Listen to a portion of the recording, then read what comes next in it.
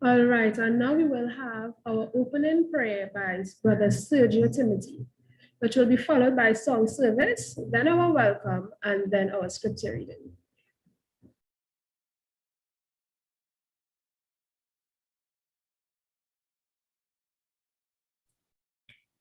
Good morning, everyone. Now we have all bow our heads for opening prayer. Heavenly Father, thank you for this day. Thank you for waking us up this morning to see a new Sabbath day. Thank you for taking us safely throughout the day. And thank you for being with us and guiding us, giving us wisdom, knowledge, and more to know about you. And we ask that you be with this session as we are having. Be with the viewers, be with the ones on YouTube and also the ones at Zoom, and help us to understand what is being given here today and help us to spread the gospel. And be with the participants of this session as well, help it to go smoothly and be no technical difficulties. Just now I pray, amen.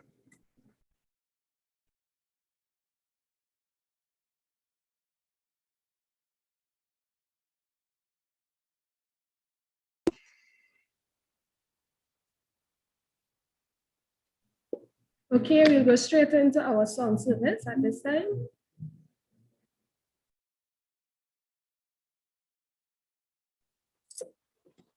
You have Ariel, your disabled video. Host, can you enable them to share their video, please? To show their video.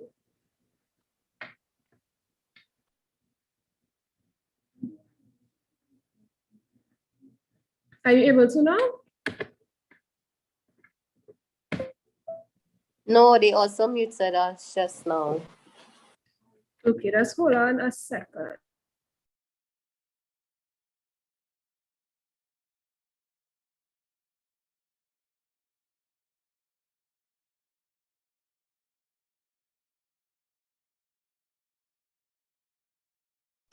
No, we can't. It's saying. Okay.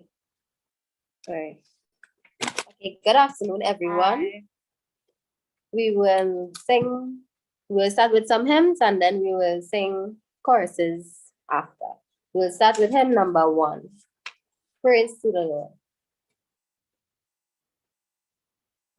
2.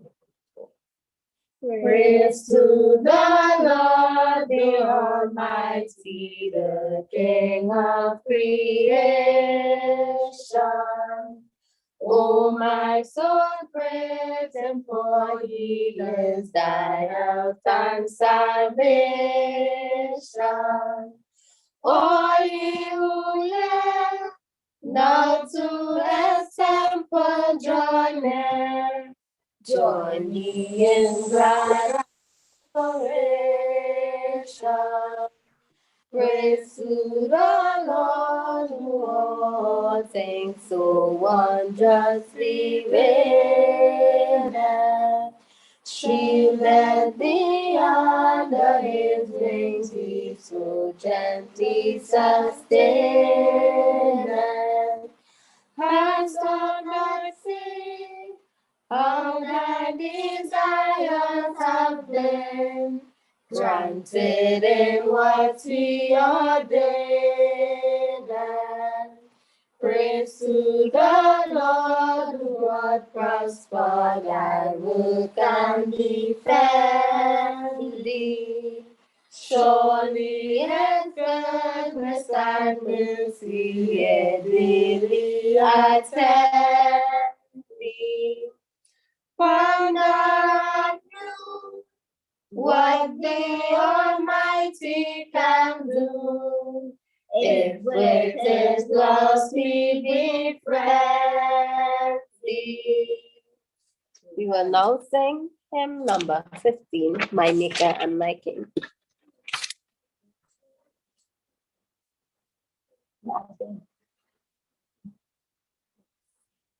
3, 4.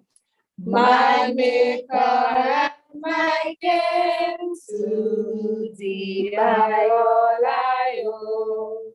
Thy sovereign bounty is the spring whence all my blessings flow.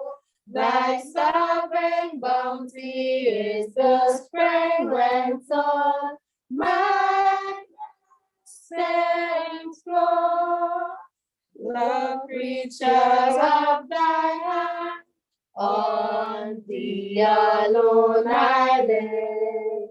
My God, thy benefits demand more praise than I can give.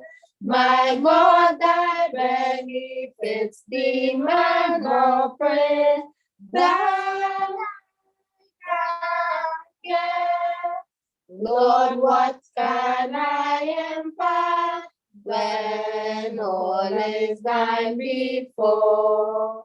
Thy love demands a thankful heart, the gift at last of all. Thy love demands a thankful heart, the gift at last of all. Oh, let thy grace inspire my soul with strength divine. Let every word and each desire and all my days be done. Let every word and each desire and all my days be done.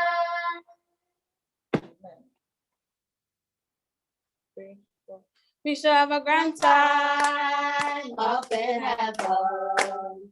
We shall have a grand time up in heaven. Have a grand time. Say with the angels. Hallelujah. Oh, we shall have a grand time up in heaven. Have a grand time. Clapping our hands, we sing hallelujah, sing hallelujah. Clapping our hands, we sing hallelujah, sing hallelujah. Clapping our hands, hallelujah, hallelujah, hallelujah. Clapping our hands. Hallelujah, hallelujah, hallelujah. Clapping hands. Up in heaven. We shall have a grand time up in heaven. Have a grand time. Singing in singing hallelujah. Oh, we shall have a grand time up in heaven. Have a grand time. Praise the Lord, I am delivered, glory to his name. I was lost and sin in the valley of death, I am delivered, praise the Lord. Take another grip, hold on and never let go. No matter what the people in the world may say, hold on and never let go. Take a grip, take another grip. Hold on and never let go. No matter what the people in the world may say, hold on and never let go. I need somebody help me, Lord Jesus. Somebody help me, Lord Jesus. Somebody to help me, Lord Jesus. Clap your hands and help me, Lord Jesus. Stamp your feet and help me, Lord Jesus. Read your Bible and help me, Lord Jesus. I need some oil in my lamp, keep it burning. I need some oil in my lamp, I pray.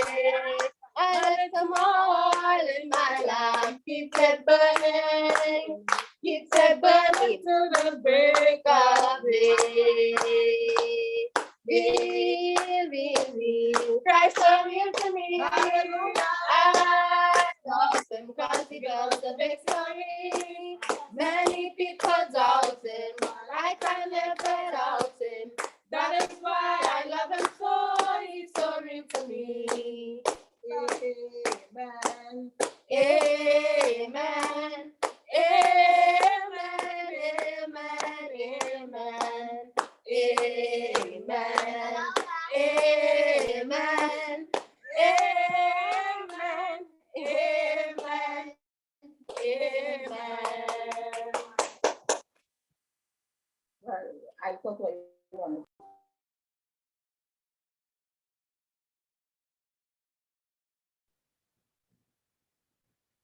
Next, we will have our welcome done by Sister Ashley Scott. Good afternoon and welcome all to our AY program this afternoon. I pray that you enjoy the AY program and that you will share what you understood to everyone.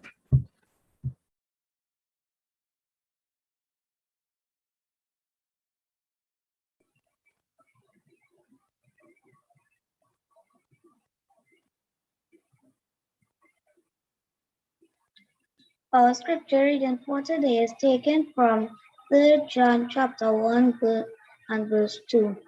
It says, Beloved, I wish above all things that thou mayest prosper and be in health as thy soul prospereth.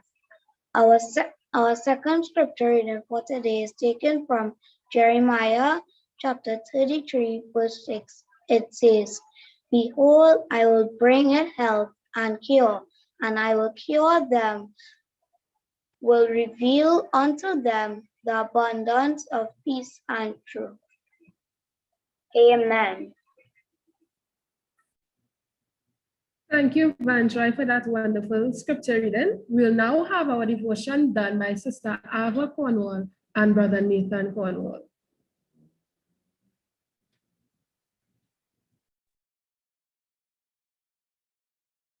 Our devotion this evening is about a song mind in a song body. Its content is taken from Counsels on Health by Ellen G. White. The fear of the Lord prolongeth days. Proverbs 10:27.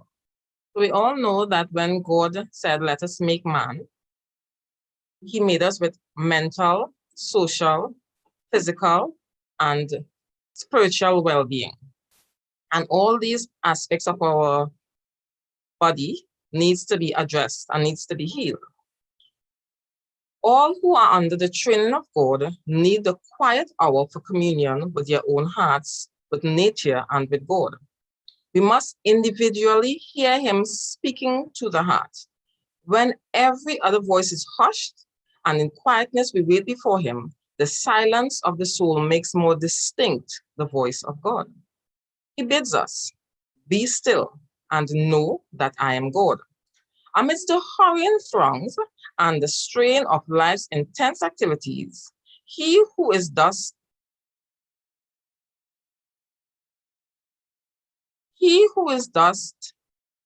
refreshed will be surrounded with an atmosphere of light and peace. He will receive a new endowment of both physical and mental strength.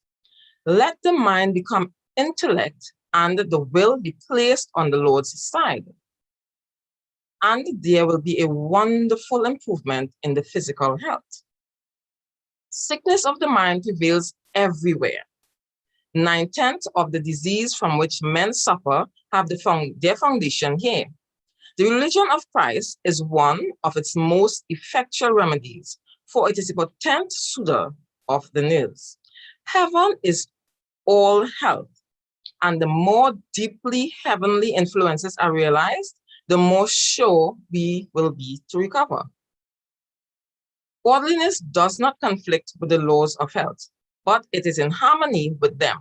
The fear of the Lord is the foundation of all prosperity. Finally, we should cooperate with God in the care of our bodies. Love for God is essential for life and health. Faith in God is essential for health. In order to have perfect health, our hearts must be filled with love, hope, and joy in the Lord. So, brethren,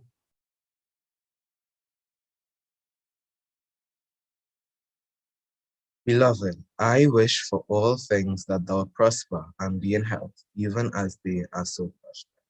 so let's live according to God's will, God's word, and his health directives. Thank you so much for that wonderful devotion. All right, so now we will have one of our segments, which is, experiences of sufferers. of migraine. So we'll have that video now, our first migraine video. We have two for you. We have our first one right now.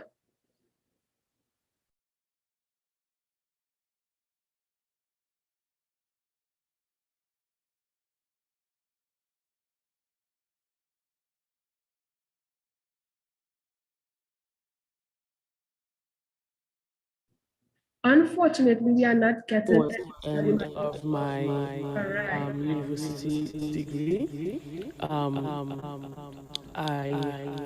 It started around the time of when I had to do a thesis for my degree to All right, complete. I'd like to ask that you And I restart the stayed video up because we are all night getting a because small we echo. it was a stressful time. We had deadlines for different parts of the thesis, etc.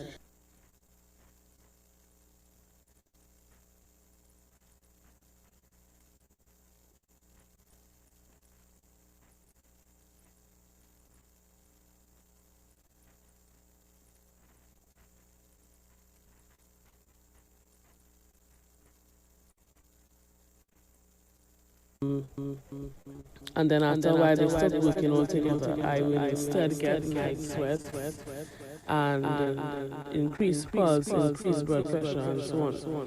And I was wondering what was wrong. I also sometimes, in between that time, I also started to wear. Okay, so we are still getting an echo. So what we can do is I can share my screen so we can get from there.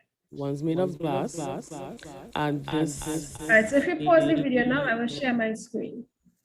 Thank you.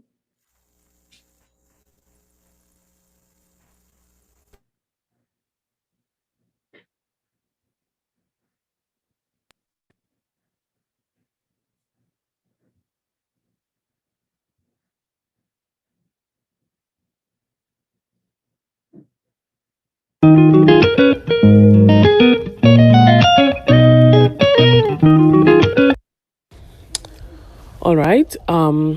I started having migraines around the age of 21, towards the end of my university degree.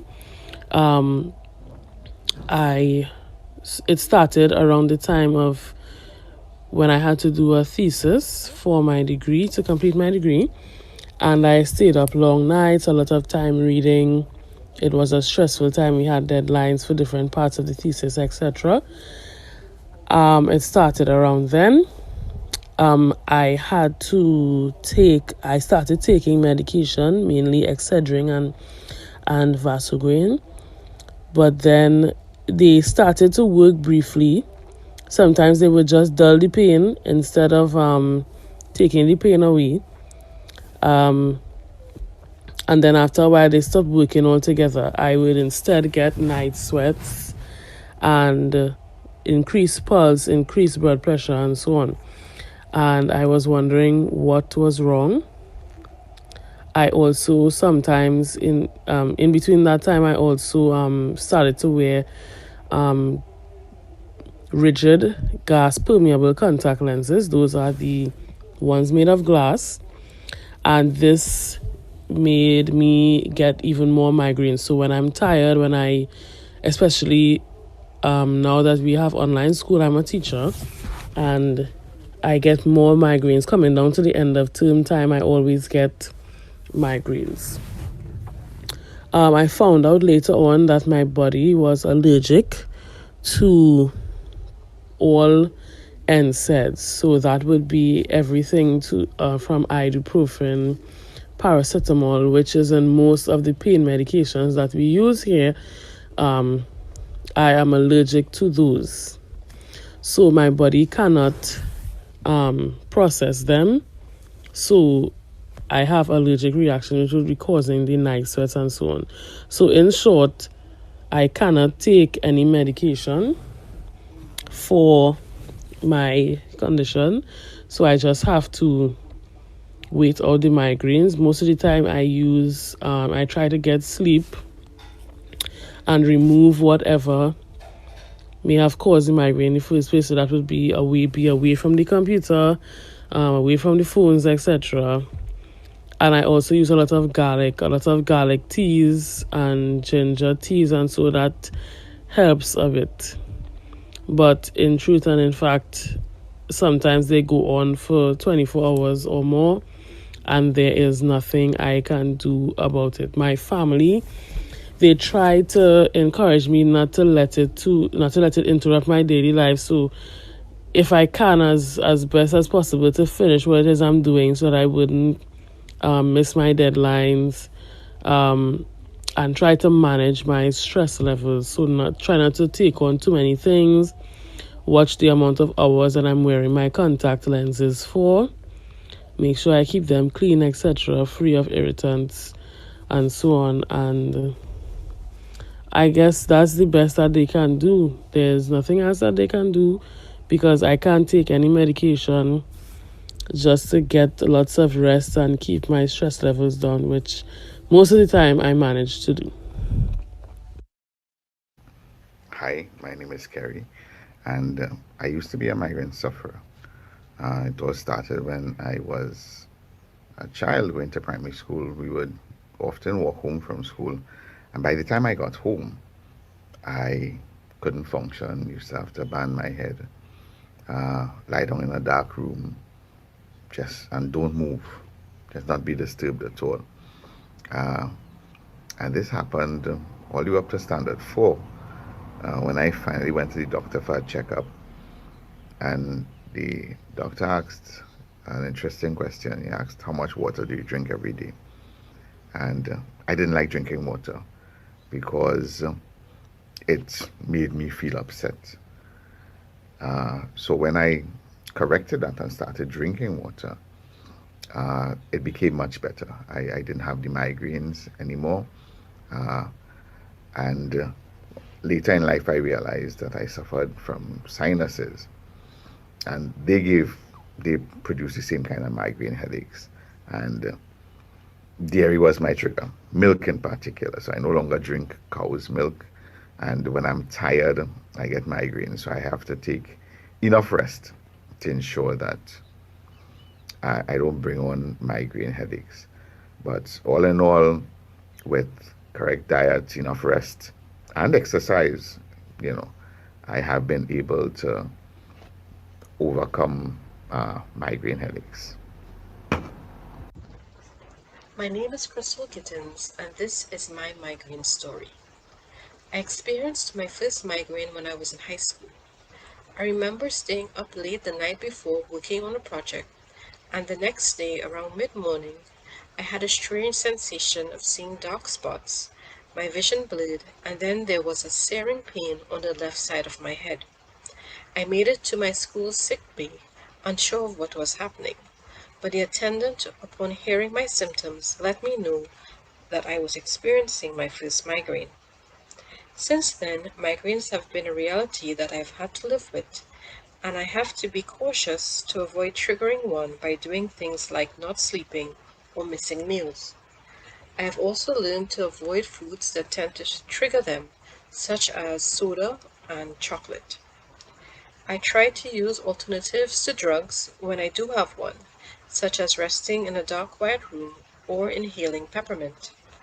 I do my best for my migraines not to affect the work that I do for God, but this requires that I know my limitations and stick to my boundaries. Participating in prayer and fast can be particularly difficult since hunger can be a trigger. If someone in your life is struggling with migraines, I would encourage you to approach them with compassion, patience, and the understanding that this is not something that they are willingly going through. Thank you.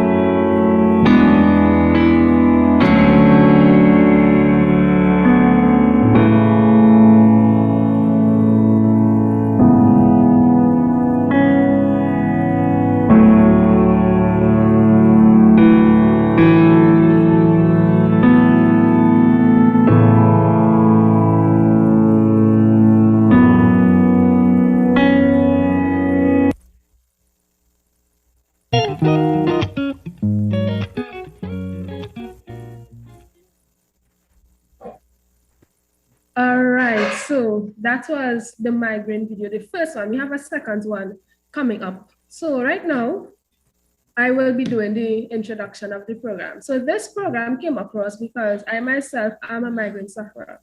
So for the introduction, I will be explaining why we would be looking at migraines today, right? So for me, my experience is that from when I was 6 years old, I remember getting these headaches, especially on a Sabbath afternoon going home from church.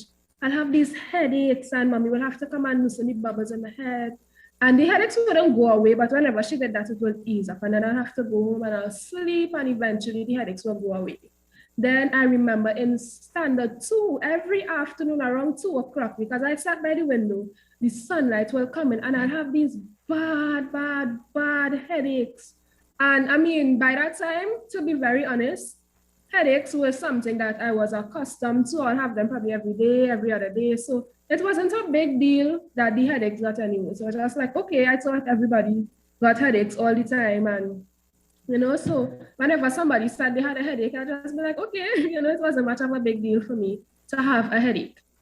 And eventually, you know, as the years progressed, the headaches got worse and more of the symptoms of migraine came along with it. And in truth and in fact, only last year, around the beginning of COVID, when I found out that I suffer from migraines because it was getting ridiculous, especially around CXC time, it was bad. I mean, yes, I used to get bad ones sometimes, but the amount of bad ones I got, it was like every day by the time I got home, it was bed and don't come out of bed because I could not do anything because of the stress with exam and all of that. And sometimes I couldn't go to lessons because it was so bad. And sometimes I used to be scared that something was wrong with me. So next thing you know, I just dropped down and dead because nobody knew why I got these headaches.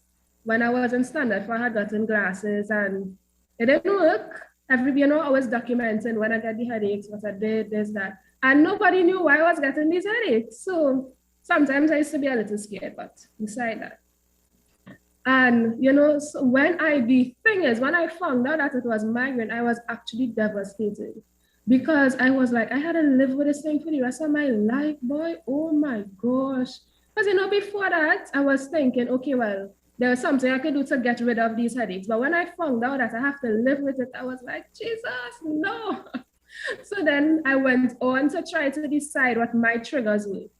And anybody who knows me knows that I love flour.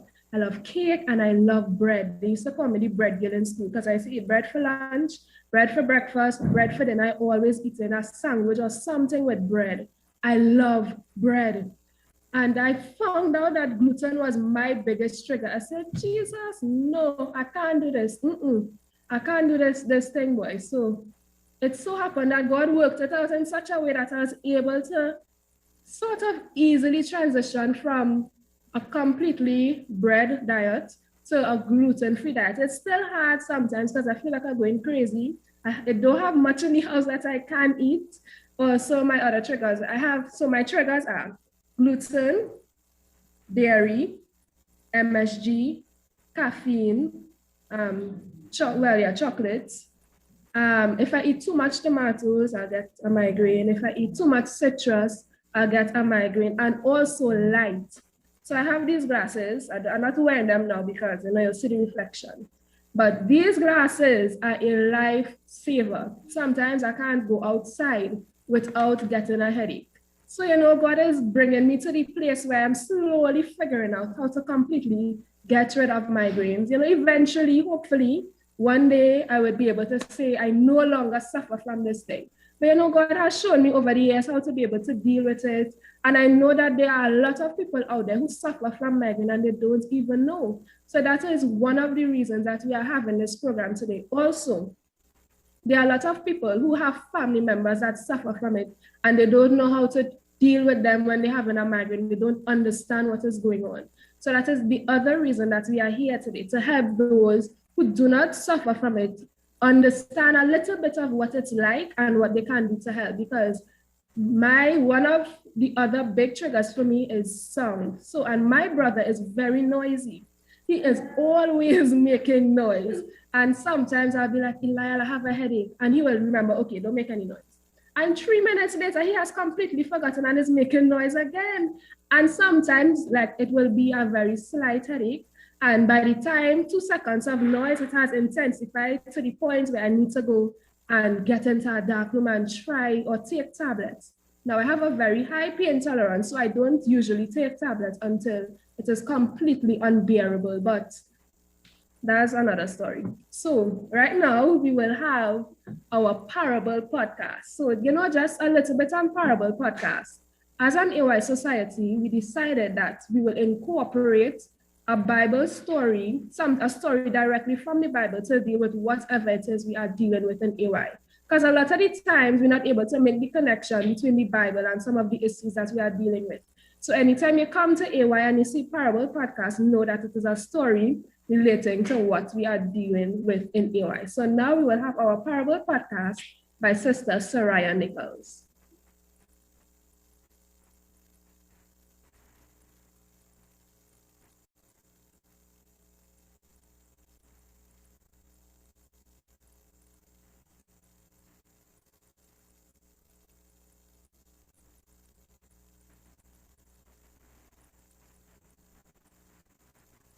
As anyone would be, Elisha.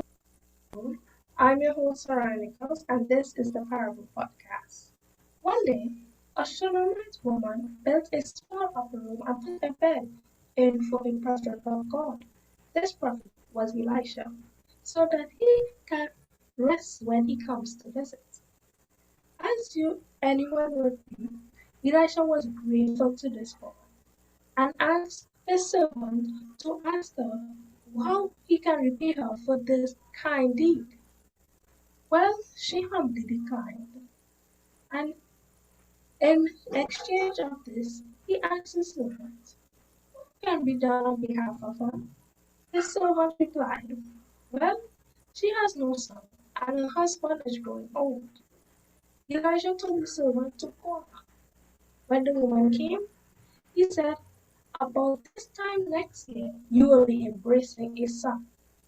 The woman, confused as ever, declined this gift that Elisha was giving to her.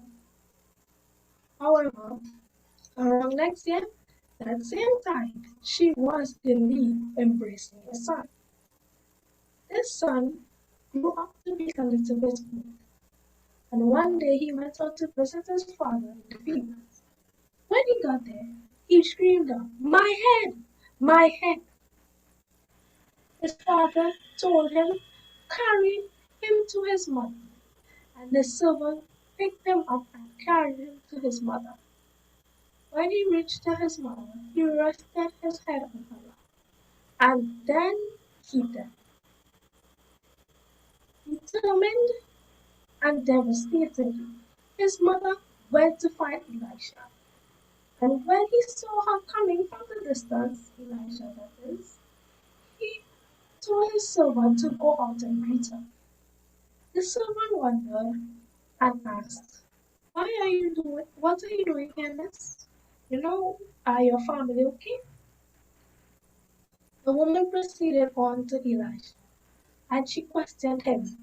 Did I ask for a son, my lord? Did I beg you? Don't mislead me. At this, he told Gehazi, his servant, get ready to run. Take my staff in your hand and go down the road. Do not meet anyone. Do not greet anyone. Don't respond. Just lay my staff on the young man's feet. So he went ahead. And when Gehazi got there, he didn't talk to anyone, respond to anyone. He just went and laid the staff on the young boy's head.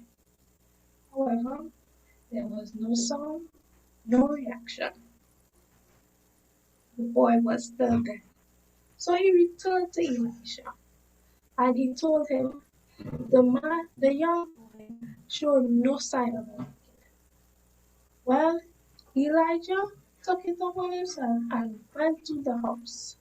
When he got there, he saw the young boy on his bed, the lady made for him dead.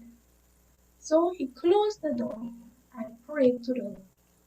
He approached the child and laid down with his mouth near the child's mouth, his eyes near the child's eyes, and his hands in his hands.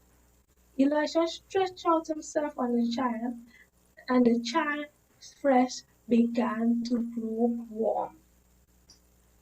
Then he went downstairs.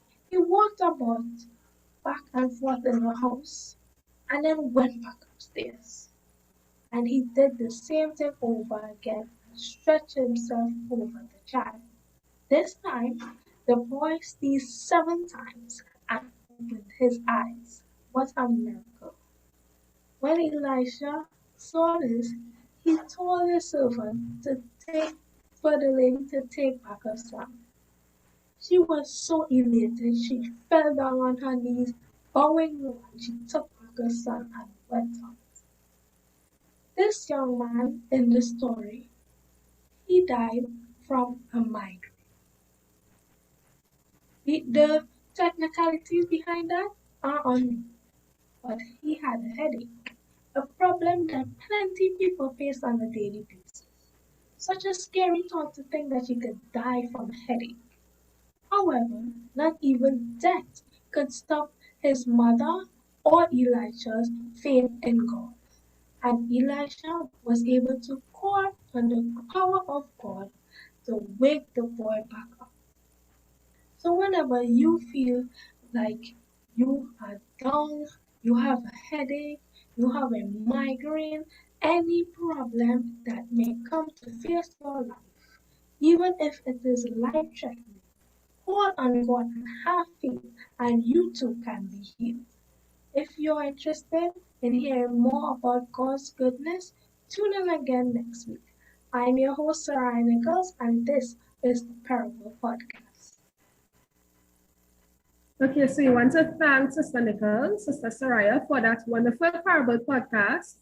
This time we will have our second migraine video, so I will share my screen and show you that video.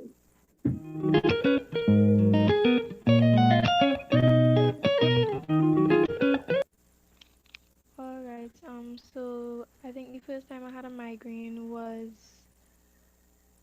years ago. I think I was around probably 7, 8, around 8 years old. Um, it was pretty bad for that age. I cannot remember how I figured out, but I think with research and stuff, that's how I figured out it was not a normal headache. You could feel it and you could tell it was not a normal headache. Um, it is personally, I think everyone's experience is different, but personally, I think that mine's hurts more at the front of my head, and the causes are usually like stress. So when I have extreme stress and I'm really stressed, or when when I'm stressed and there's a lot of noise, so it would get worse like that. I think what I would ask my family to do when I have them is basically to keep the noise level down. I don't think there's anything else that they can do to help. Um, when it's really, really, really bad, I would take painkillers, but I have kind of a high pain tolerance, so I don't take painkillers as much, and I don't like tablets. Um, Also, hydrate, hydrate, hydrate. Drink a lot of water. Try to rest. Give yourself a break from devices, that sort of stuff. For me, I also wear blue light blocking glasses because those also in the blue light from devices also intensifies the migraine for me. Yeah, I that's basically all I could say. I don't have them frequently. I have headaches frequently, but I don't have migraines frequently. Only when it's like when I'm extremely, extremely stressed. So I probably had a total of I don't know, like 16 to 20 migraines in the last 8 years. And I would say that's very little because it's 365 days in a year. And mine don't really last that long, probably a couple of hours, but that's about it. Probably once or twice I went over a day, but not not any not many times. So yeah. Hi, my name is Abigail, and well, I am here to tell you all about my migraine journey. So, my first attack would have been in my early years at high school. You know, I started to get these headaches. They would come on and they would come on really bad. It's unbearable because it's not the same as having a normal headache. And whilst they were coming on like for one day or for a few hours, it would have been really bad, you know. And then my mother took me to see a doctor, and he did an evaluation and asked 101 questions, and then he said that I suffer with migraine. And he also gave some advice as the things that would cause it and the things that we have to look out for. And I did a self-evaluation and realized that things like cheese and chocolates and peanuts, you know, those kind of things, nuts, they triggered my migraine. But I've also realized in my later years that when I don't get enough rest or if I'm highly stressed, it brings on the migraine as well. My major experiences would be there are times when I would get a migraine and it would stay for like a whole weekend or 2, 3 days. And so as I got older, the migraines weren't coming as regular as they were when I was younger. But when they do come, they last more than a day. They would last for 2, 3 days, you know. And it's really, really, really bad. And that is when I realized that stress and lack of rest also contributes to my migraine. So I try to control it by not eating the things that will trigger it, and control it by trying to be less stressed or to worry less and trying to get sufficient rest. It don't always happen that way, but I do try at times, you know. I can't, when I have my migraine, I can't see light, I can't hear noise, I need to be in a dark room. So light and noise, they're triggers as well. You know, they make it worse. Um, what can others around me do to ease the situation? Be quiet. Be quiet, or, you know, try not to, at least when they know the migraine is on, you know, try not to make too much noise, you know, avoid the lights and that kind of thing. That would help a lot.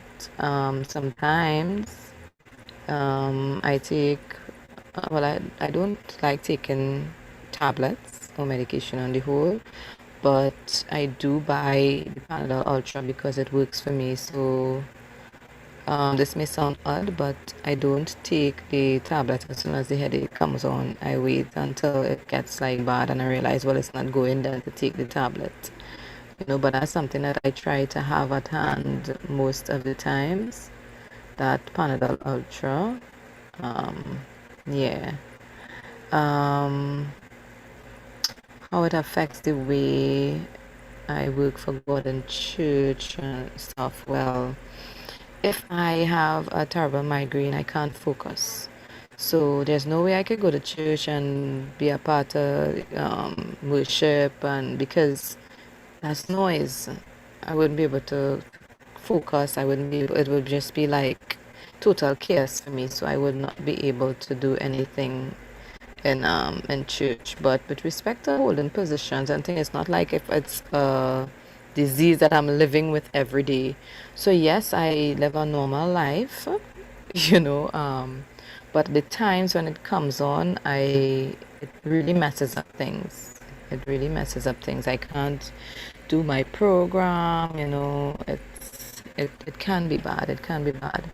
So my advice to anyone out there who is having migraines: one, check it out.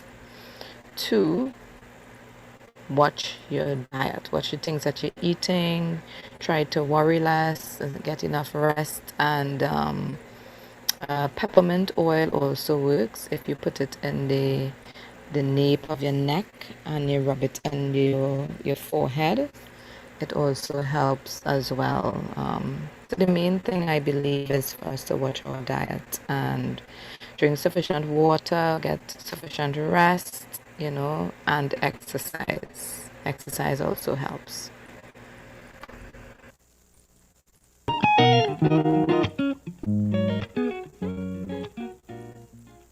Good afternoon, everyone. Sorry about my background. Um, we're going to do a little interactive activity at this time, and it's called Bible Brainstorm. So, if you have your chat open, feel free to share the your answers in the chat so that I can be able to see what you are saying. Right, and this is very similar to boy, girl, animal, place thing, so you can follow the instructions very quickly. It says in this game, you need to know a lot about all sorts of things in the Bible, and there are many right answers. So let us go quickly. So, for example, is D. If I have D and I say a place, a person, and a hymn that begins with D. So the place that I came up with is Damascus. My person is David, and my hymn is Day by Day. So let us go. So don't be afraid to post your answers in the chat, right? So let's go with the letter B. A place, a person, and a hymn with the letter B.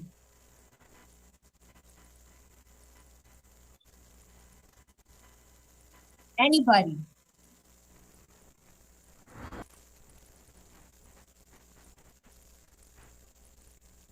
Bethlehem. Okay, excellent.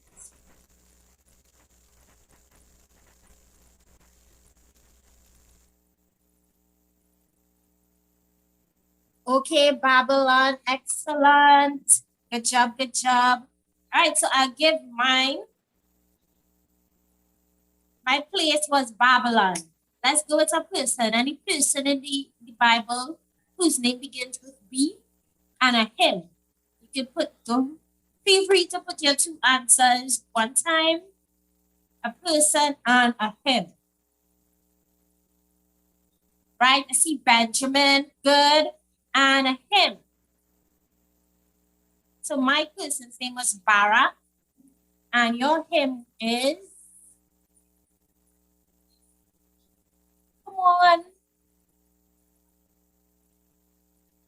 Okay, I see in Barabbas. Very good. And a hymn. So I give you a fixed, a jump start. My hymn is Blessed Assurance. Yes, great.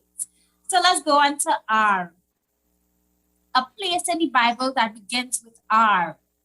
A person in the Bible that begins with R, and a hymn in the Bible that begins with R. Okay, I'm seeing Rama as a place. A person that begins with R. Rachel. Okay, Ruth. Great. And a hymn. Anybody knows a hymn that begins with R?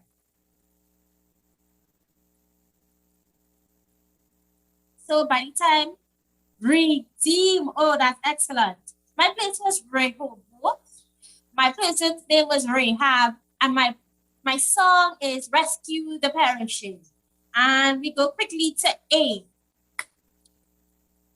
Okay, I see you enjoying, rejoicing, pure and hard. Let's go quickly with A. A place, a person, and him. Right, Adam. Ariel. Okay, I see Adam. A place, any place. Anybody know a place with A? What about a hymn? Abigail, great, excellent. And at last I did my thing. Okay. Angels, we have heard on high, excellent. My place was Assyria. My person was Absalom. And my hymn was All Hail the Power of Jesus' name. And I'm also seeing Amazing Grace. Good job. Let's go quickly to I. We have one more after this. Place with I. A person with I. Israel. Okay. Isaac. Excellent. Ishmael. Good. Give me a hymn. Give me a hymn with I. Anybody a hymn that begins with I? I rather have Jesus. That is excellent. My place was Israel. In the sweet by and by, I surrender all. Isaiah was my person, and in the garden, I am trusting Lord in thee. Very good. And our last one for this afternoon, I want Jesus to walk. Sorry. Last one this afternoon is N. A place in the Bible that begins with N. Person and him that begins with. Okay, Nazareth. Excellent. Yes. Naaman. Okay, excellent. And a hymn. We need one hymn that begins with N. I'm not sure about a hymn. Nothing between. Excellent. Anybody else with a hymn? So my plate, nearer my God. Okay, now the day is over. Okay, great. My person was Noah, and my song is Now the Day is Over, and I'm also seeing Never Part Again. So I want to remind you that this is my comfort in my affliction, for your word has given me life. So even when we face trials and challenges and health problems, God's word gives us life. Thank you all for participating this afternoon. All right. So now we will have our first, presentation, right? So our first presenter for this afternoon is Dr. Patrick Knight. He is a consultant neurosurgeon that subspecializes in pediatric and functional neurosurgery, including movement disorders and epilepsy. Dr. Knight has a fellowship training in the UK at Bristol Royal Infirmary at the South Meadham Hospital, which are high-volume tertiary level centers. Since his return from the UK, Dr. Knight has done a complex and novel fully awake craniotomy for brain tumor removal in a patient presenting with seizures. Dr. Knight's practice includes brain tumor resection, endoscopic brain surgery, and spine surgery. Okay, so right before Dr. Knight begins his presentation, we'd like to invite him to say just a few things about himself, and then he can go right ahead.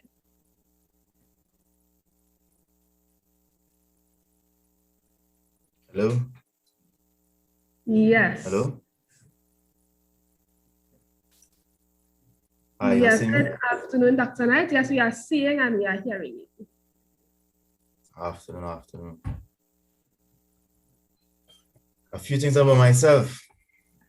Yes. Nothing much. So, I mean, I just started recently there at the hospital, the Seventh-day Adventist Hospital. And it's a nice place, and it's good to be able to offer some of these services. I'm from Tobago. I grew up there. And then I came across to Trinidad when I was just 13 years old. And I went to medical school in Cuba. And I came back to Trinidad, worked for a while. And then I went to England to finish up neurosurgery. That's where I learned about the epilepsy surgery and some of the special techniques I use for functional neurosurgery. And that's all. All right, thank you for that little insight. All right, so you can go straight into your presentation right now.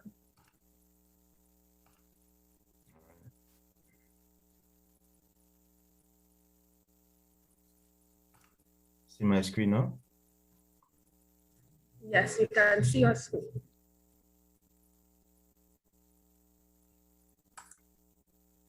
All right, this one. All right, so I heard you all talk a lot about migraine headaches. We're just going to try and highlight some of the key points. I'll try and make it easy to remember. So this is just an introduction, some of the topics we're going to talk about. Some of the things we'll focus on, we won't go through all in detail. Well, you know, migraines is one of the most common causes of headaches. Usually when you go by a general practitioner and you go with a headache, they will often tell you have either a tension headache, which lots of people associate with stress, or migraine headache. Migraine is a diagnosis of exclusion almost, and you must make sure you don't have anything else that could be a little more sinister before you as a patient or the doctor commit to that diagnosis of a migraine headache. It's about 16% of all headaches and affects 10 to 20% of the general population. They associated with like some kind of genetic preponderance. For example, if your family had migraine before, like your first relation, your mom, dad, or brothers and sisters, usually you would also have some tendency for migraine headaches. You could start to suspect a migraine headache when you have a severe headache of varying intensity, usually one-sided. And that's one of the cues that's differentiated from other types of headaches. The complex thing about a headache is that a headache could be something as benign as a migraine headache or as severe as a brain tumor. Some of the cues with some of the patients that have migraine headaches, they have simple things that we all have from time to time. You have these little triggers that could cause a headache. Hunger, that should cause a headache for everybody, whether you have migraine or not. But particularly if you have migraine headaches, it is a known trigger. Strong sense, which is olfactory stimuli, loud noises or irritable noises, auditory stimuli, flashing lights or bright lights, which will be the visual stimuli, and then you have physical exertion, some drugs, some hormonal changes, more common in ladies or young ladies, poor sleep, you need to get enough rest, and other psychological factors.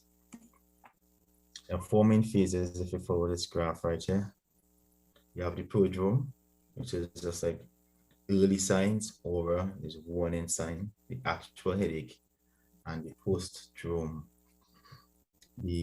That's very good for somebody with migraine headaches because they can actually tell that a headache will be coming on soon and then do special things to change their activity to decrease the intensity of the headache. For example, going to bed and turning off the light. Programs are usually vague. It takes a lot of time before the patient could identify that, yeah, this happens usually before I get a headache. Some of the things that could cause it are depression. It's an interesting thing to note with depression when you have low serotonin. So in order to treat migraines, they actually use some of the antidepressant drugs. Aura is one thing you would hear most often. Classically in medicine, we always ask the patient when they present with headaches, if they get the headache after they see, hear, or smell certain things. This is what we call an aura. The aura could be very specific and unique for the individual and wouldn't necessarily fit a known pattern. Headache for a migraine headache is very severe. We usually have unilateral headache on one side. Some patients report that they actually go weak and they get hemiplegic. They can't move the opposite side of the body. So if you have a headache on the left side, you get right-sided weakness, as well as nausea, vomiting, sensibility to light and loud noises. Post-drome is the aftermath of the headache, as fatigue, depression, severe exhaustion, and some patients feel unusually fresh. There's a what the patients will tell you, you know, but is a rare thing. Just to take away from this point is aura and then headache. Prodrome and postdrome, you may not remember. Always remember to ask a migraine patient about, a colleague or friend about auras before the headaches. We have some classifications. We have migraine without aura, migraine with aura, and the complicated migraine, an example of which is the one that we present with weakness. And the pathophysiology is just a long word to show or explain what causes it. And you have two theories. You have a classical theory, which we used many years ago, which we still use, which is the vascular theory, saying that is related to vasodilation or the expansion of the blood vessels that go to the brain. And they say that the aura is when you have vasoconstriction, when the blood vessels actually become narrowed. So you give medication targeting these two events. The serotonin theory is related to depression. So that's why they give some of the antidepressant medication like fluoxetine and the sumatriptan to increase the serotonin levels to help treat the migraine. Goals for treatment. First thing, you must establish a diagnosis. The worst thing you want to hear is that well, for me, is that the GP diagnosed migraine headaches without doing a CT scan or an MRI scan of the brain, because you can't really say for certain that this headache is as benign as a migraine or even a tension headache without giving the patient the benefit of scanning the brain. So that is the first rule. So you can't say you have a migraine, and you shouldn't accept anybody telling you they have migraines unless they have a scan that doesn't show anything else more sinister. That's important to establish diagnosis. Once you establish the diagnosis, you tell the patient all about it. Also, you're trying to educate the patient to the point that they don't disperse with what we call red flags, because a patient with a migraine could also have anything else that other people have that don't have migraines going on in the brain. Another sinister cause of headaches is something called a brain aneurysm, which is a ticking time bomb. That's what they usually use to describe it on TV and in movies. They try and describe it like that because you don't know when the blood vessel is going to burst. It's just an outpouching on the wall of the artery in a weak spot.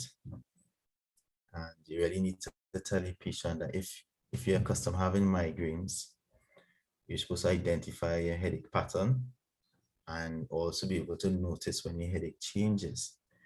If your headache changes, you might have anything else, and that might also warrant another scan, a CT scan or an MRI scan. You discuss the results of what your findings with the patient. You establish reasonable expectations. You know, you're trying to tell them about the medication. Once your doctor gives you a tablet, he should also be telling you what are the expected side effects and what to do if you have the side effects. And if he doesn't, or if he doesn't remember, you just ask him, so what are the side effects from this medication? Will it make me sleepy? Will I be able to drive? Will it cause nausea or vomiting? Always tell the migraine patient to avoid triggers. And then it's not a one-off instance, it's a dynamic process where you modify the plan. And you can try simple tablets like ibuprofen or paracetamol, or use things as complex as the sumatriptan. So it'll take some doing to try and identify all the elements that you need to meet as targets to help treat and prevent a migraine headache. Long-term treatment is just towards, you really want to improve the quality of life of the patient. I mean, a migraine headache, it's not like when you stump your toe or you bounce your knee, where you could squeeze it and hold it, and it's something you can't reach, and it's inside of your head. So you're really trying to prevent the migraine headache altogether. And the key thing is to avoid the triggers. Management, part of the management plan, as we said, avoid stress. I mean, that must be the hardest thing to do, but that's one of the most important things. Get enough sleep, avoid the triggers, do simple things like meditation, which would include praying or going to church, relaxation, and psychotherapy. Psychotherapy is when you discuss with a trained medical colleague and you try and modify your behavior and your response to certain things. So we use psychotherapy for pain or for headaches, anything related to your response to a known trigger.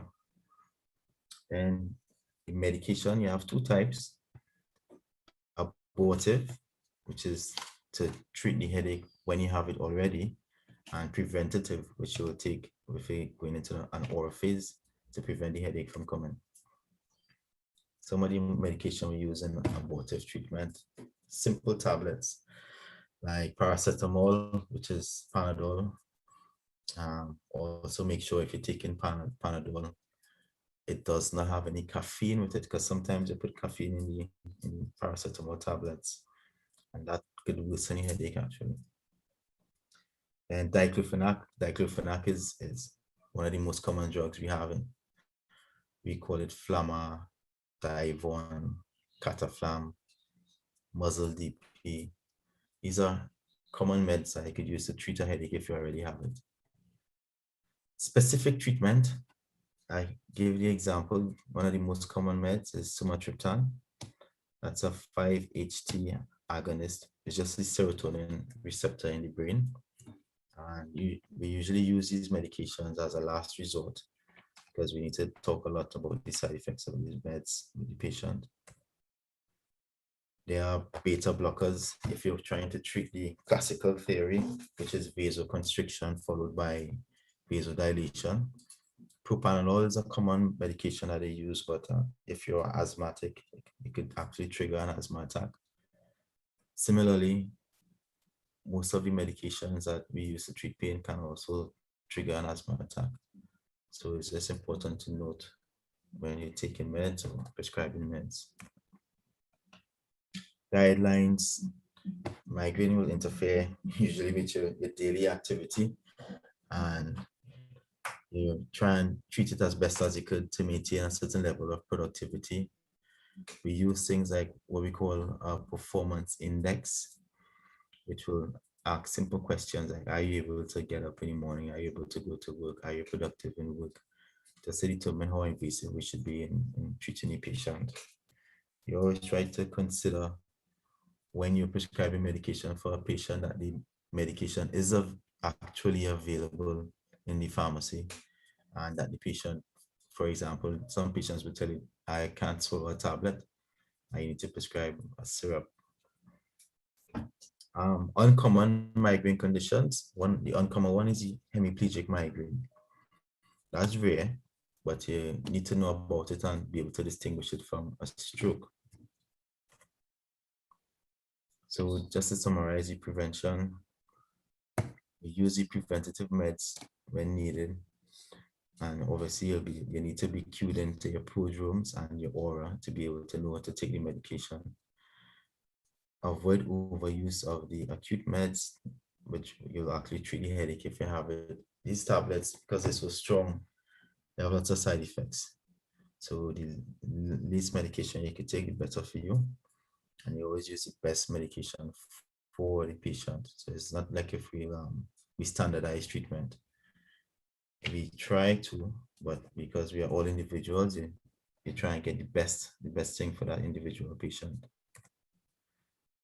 Conclusion: migraine headaches are more common in adults and children, and more common in ladies and men. So, but nonetheless, you must always rule out other things before you could confirm that your patient has a migraine headache. Is a unique headache. It's very different to the other headaches that we have. There are many types of headache, but is one that affects patients the most and can be easily treated. The if we get to the point where the patient can identify triggers and then we could avoid the triggers, we actually could treat the migraine or taking too many medications. Any questions at this point, or we'll leave the questions for later? We'll leave the questions for a little later. All right, well, that's it. Thank you for listening. I know by now everybody will be able to treat migraine headaches. All right, thank you so much for that presentation. I know that everybody was able to get a better understanding as to what migraine is, and those who may have, said that they have migraine and probably don't, they're able to get more information and to be able to check it out and make sure that they are okay. So right now, we will have a special music done by Brother Shema Watson.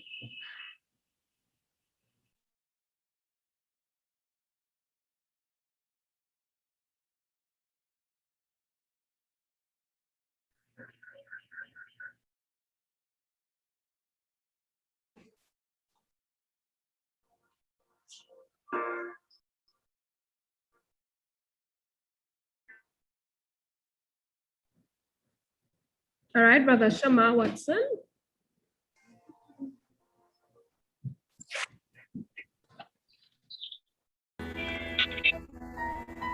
Who am I? Are you hearing me? Ariel? Yes, we are hearing you, Shema. Okay, so Oh, because I heard something else playing, so I was wondering. we'll have the video recorded later. Who am I that the Lord of all the earth would care to know my name, would care to feel my pain? Who am I that the bright and morning star would choose to light the way for my ever-wandering heart? Not because of who I am, but because of what you've done. Not because of what I've done, but because of who you are. I am now with me, yeah, the day is not tomorrow. The waves crossing the ocean, the vapor and ruin still. Hear me when I'm calling,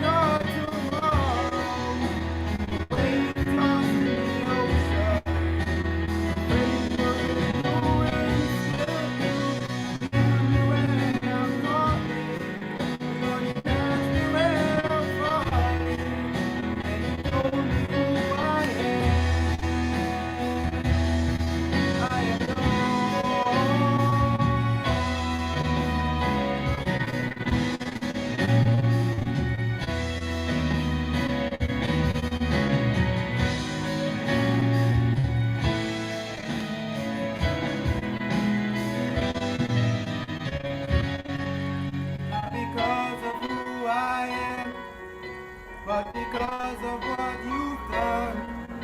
Not because of what I've done, but because of who you are. Yeah. The flower quickly fades, and the day is gone tomorrow. Waves tossed in the ocean, faithful and always good.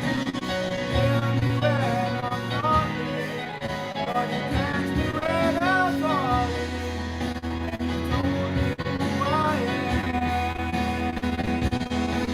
I am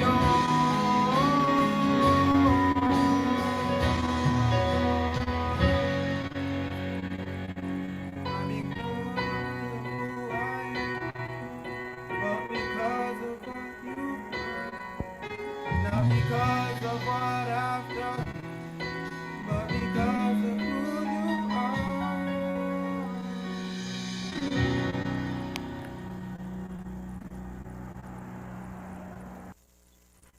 All right, so we'd like to thank Jonathan for that lovely special music. Right now, we will have our second segment.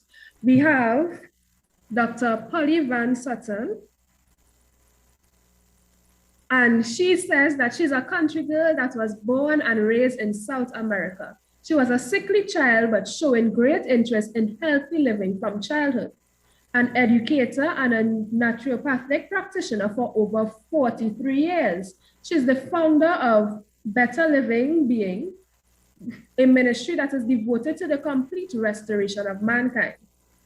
After the saving knowledge of my sweet Jesus Savior, I have discovered God's plan as a complete way to a holistic restoration of mankind. That is what she says. She's a widowed mother of 3, a nana of 2 boys, and soon to be an abuelita of a girl. She also says, I love the Lord and his children, and I am saved to serve. We will now have Auntie Polly, who is also a doctor.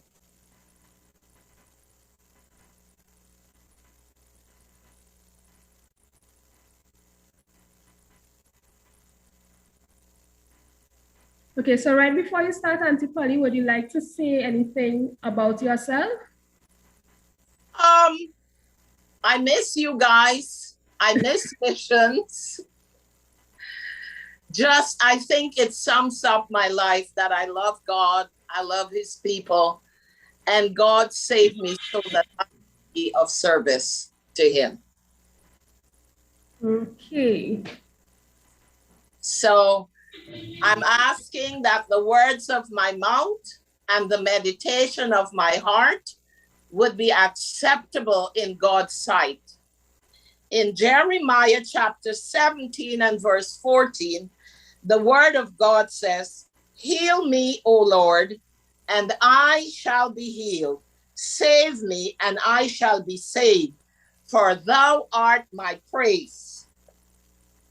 We are told in the ministry of healing that courage, hope, faith, sympathy, love, these all promote health and prolong life. We're going to look a little bit at the structure and the function of the brain. And we're going to look specifically at the periorbital area and the temporal lobes. So the brain has over 100 billion cells and multipolar neurons and innumerable nerve fibers which communicate with one another and other parts of the nervous system. But we must also understand that it is with this part of the brain that we communicate with heaven. So we have the cerebrum, which is this area here. It's the largest part, and the nerve center there is associated with sensory and motor function, and it provides increased function for memory and also reasoning. Now, when we study God's word, we assimilate and comprehend the word of God, and we share. Then there is the cerebellum, which is the center, and that coordinates both muscular movements, and many various parts of the nervous system, and it regulates certain visceral activities. Then we have the brain, the cerebellum is the center that coordinates voluntary muscular movements. Then the brain stem, which is at the bottom, is the nerve pathway that connects all various parts of the nervous system and regulates certain visceral activities. So what happens? In a nutshell. In addition to that, the brain is about 75% water. I want you to keep that in mind. I want you to remember that the periorbital, which is in the cerebrum, the front part of the brain, is the area that we communicate with heaven. Also, in the temporal lobe, that's where we recognize and memorize and where we form speech. So it's important that those of us who are Bible-believing Christians, remember those points. So what happens in migraine? Well, with migraine, there is abnormal brain activity temporarily affecting the nerves, the signals of the nerves, and both chemical function, as well as the blood flow. So we know that in Leviticus, the Bible said that the life of the flesh is in the bud. And in Counsels on Health, page 93, we are told that in order to have good health, we must have good circulation. So it's a combination. From the naturopathic perspective, it's a combination of a deficiency in circulation as well, which ultimately impacts the nerves. So there's a headache that is primarily in the temporal area, sometimes in the frontal area, sometimes behind the ears. There is also nausea and vomiting, and there is sensitivity to light. Sometimes there's even temporary vision loss. We also find that it is more prevalent in women, and it seems to affect us during our menstrual periods, during pregnancy, as well as during menopause. And that's because of some of the hormonal changes. Now, as it relates to what we eat, in the amino acid, we find a compound that is called tyrosine. This breaks down and it produces tyramine. And we find that tyramine is found in a lot of processed foods. It's found in cheese. And it seems that the more aged the food is, the more tyramine we find in the food. And we find that it constricts the blood vessels. Some of the other foods are chocolate, alcohol, and even though good old Seventh-day Adventists may not be necessarily drinking alcohol, many of the foods that we eat and in the combination that we eat it, our bodies, our liver can actually produce alcohol. So in certain nuts, in meats, remember we said aged processed foods. Dairy is the biggest culprit. And among the dairy foods, especially cheese, we find that the protein tyramine is high. Hot dogs, fish, the nitrates that we find in the hot dog.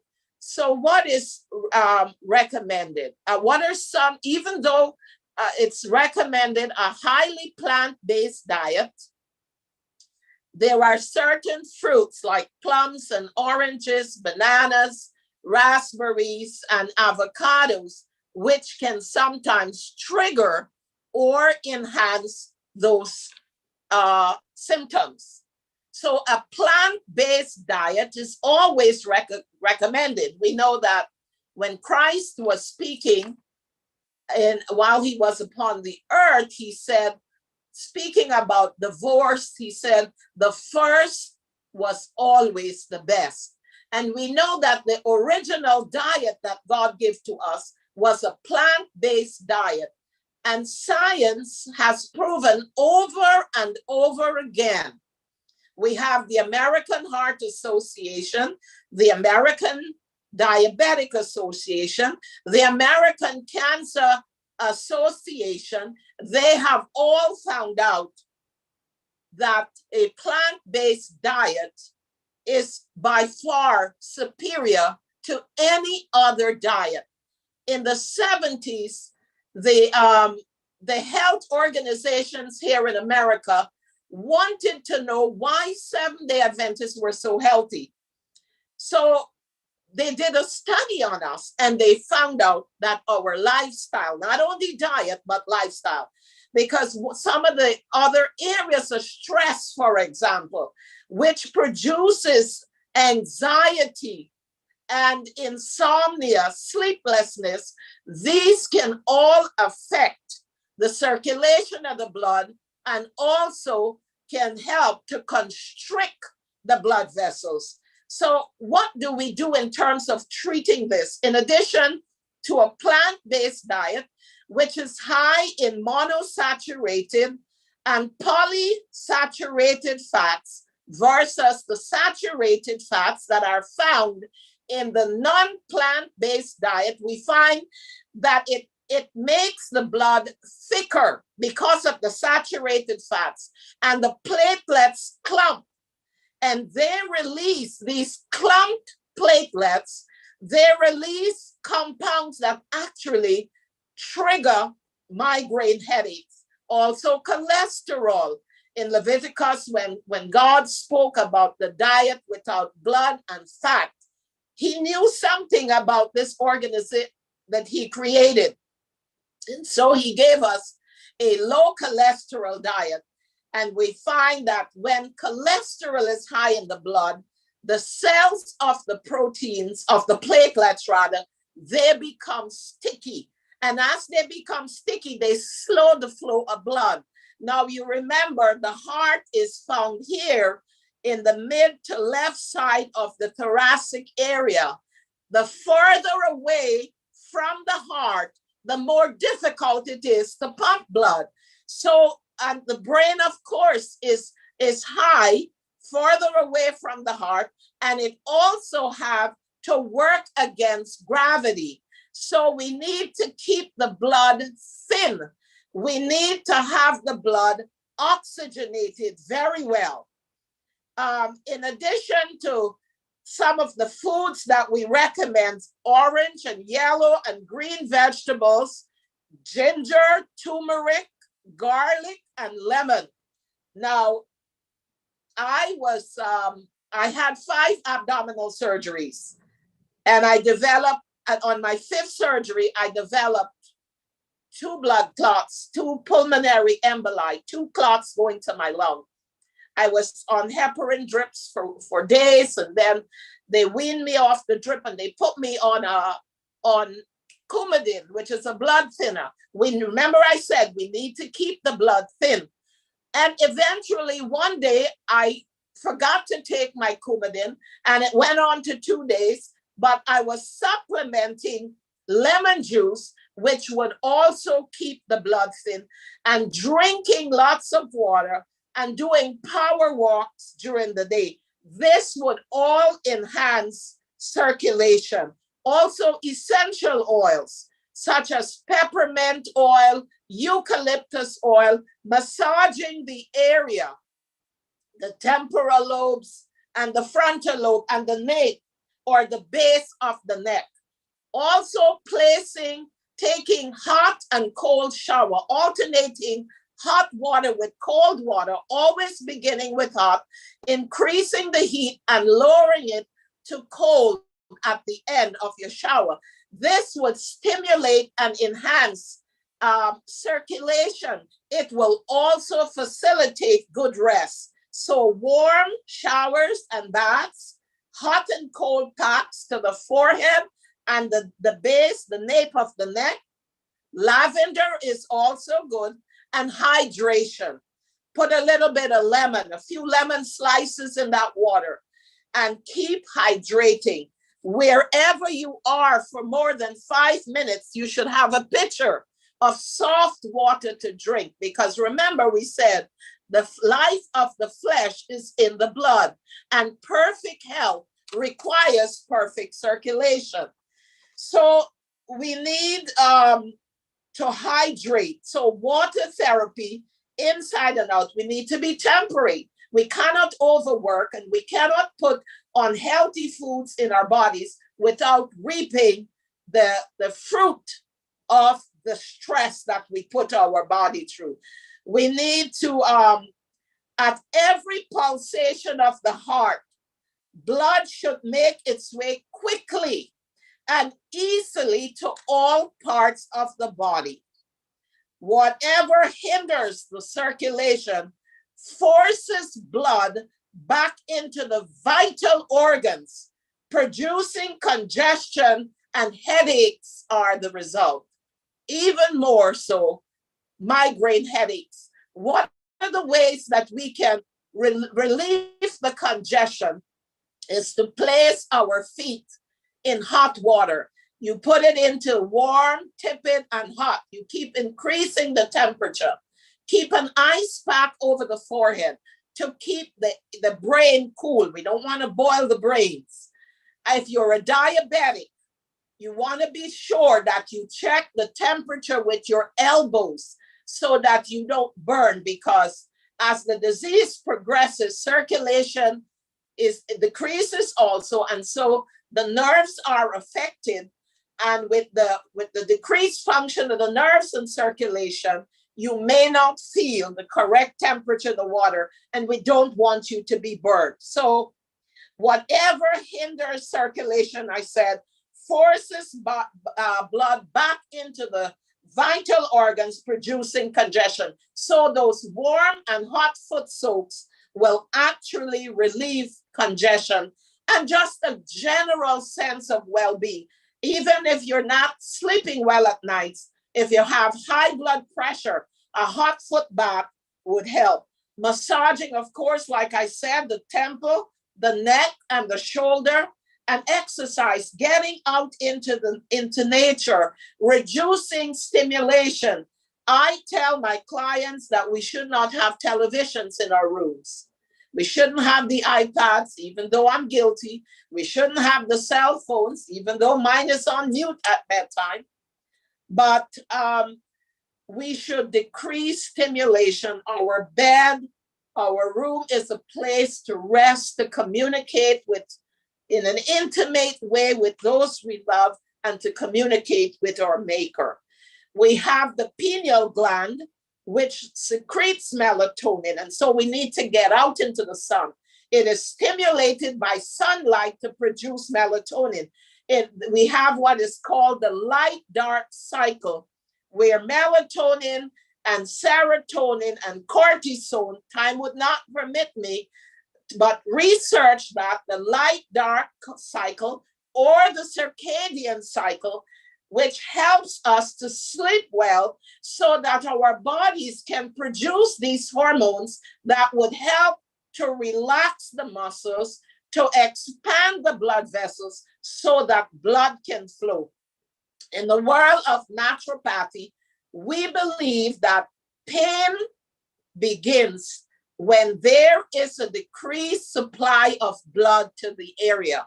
So we want to keep the blood through deep breathing, getting out into nature, especially after the rain. The air is negatively charged with ions.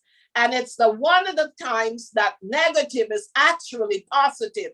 especially after a storm, after a hurricane or such.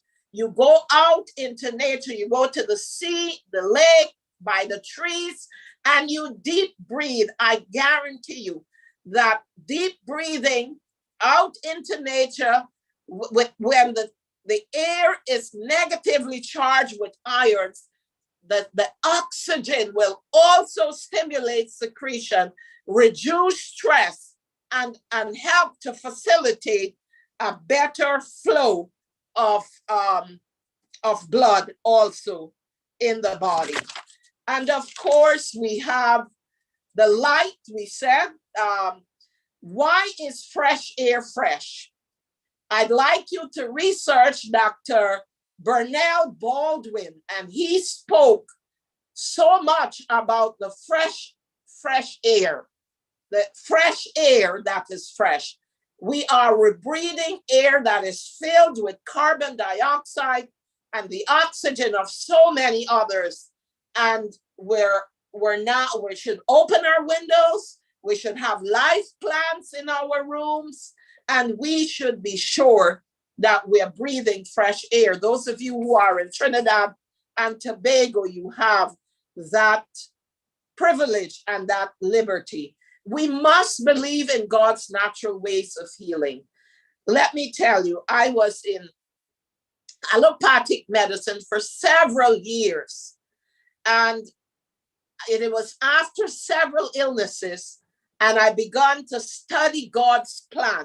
What is God's plan? In the book Ministry of Healing, we are told, had the Israelite observed the instructions they received and profited by their advantages, they would have been the world's object lesson of health and prosperity. We have deviated from God's plan. And what is God's plan? Godly trust, believing that God can heal us from every malady. Remember the text in Jeremiah chapter 17 and verse 14. Heal me, O Lord, and I will be healed. Save me, and I shall be saved, for thou art my praise. Salvation has its root. The Greek word has its root in health and healing and wellness. So what is God's plan? It is godly trust, placing our trust in what the word of God says. Now, if you're driving a Mercedes, you're not taking the Mercedes to a Honda specialist when it goes wrong. God made these bodies. He knows them intimately. And when we go to him, he helps. Open air, we spoke about. Daily exercise. We need to walk out into the sunshine. We need to get out into the open air. Proper rest, not just sleep. So many of us are sleeping, but we are not resting. And that is one of the big problems with migraines, is the stress that we have. I find that many overachievers, many people who are successful, we tend to have these tension headaches, even migraines. So getting to bed before 10 o'clock, the cycle, the light-dark cycle, the cortisol begins secreting at 9 a.m. It peaks at 2, and it begins to fall sometime at 2, and it gets to an all-time low somewhere between 5 and 7. And so when cortisol falls, melatonin rises, and melatonin is the chemical, the hormone that puts the body into a state of rest. If you rest at for a good time, every hour of rest that you get before, every hour of sleep and rest that you get before midnight is equivalent to 2 hours. So when you go to bed late, I mean, things happen, and sometimes I get calls. I have clients that I'm working with, and I go to bed late. But generally, I go to bed 6, 7, and my day begins at 3, 4. It's a good time to rise up. The Bible tells us that Jesus rose early in the morning, and he went out into nature. It's nothing like getting up early to plan your day, to pray, to meditate, to study the word, to set your life goals, and to set a plan for your life, placing it in God's hand. So godly trust, open air, daily exercise, sunshine, proper rest, and lots of water. Good, healthy water. Throw in some charcoal, activated charcoal. Throw in some lemons in there or any citrus fruit that you love. Keep the brain hydrated, keep the blood fluid, keep the muscles supple, and watch God work. So lots of water, always temperate, not only in what you eat and how you eat and when you eat and where you eat, but having that life balance cycle. Dr. Neil Negley speaks about the 4 R's, vitamin R, rest, recuperation, and I can't remember the 2 offhand, the daily rest, the weekly rest, and we have, which is the circadian rhythm, the circaseptan rhythm, which is the weekly rhythm. Doc would tell you that all infections will begin generally 7 days. Healing would take place 7 days.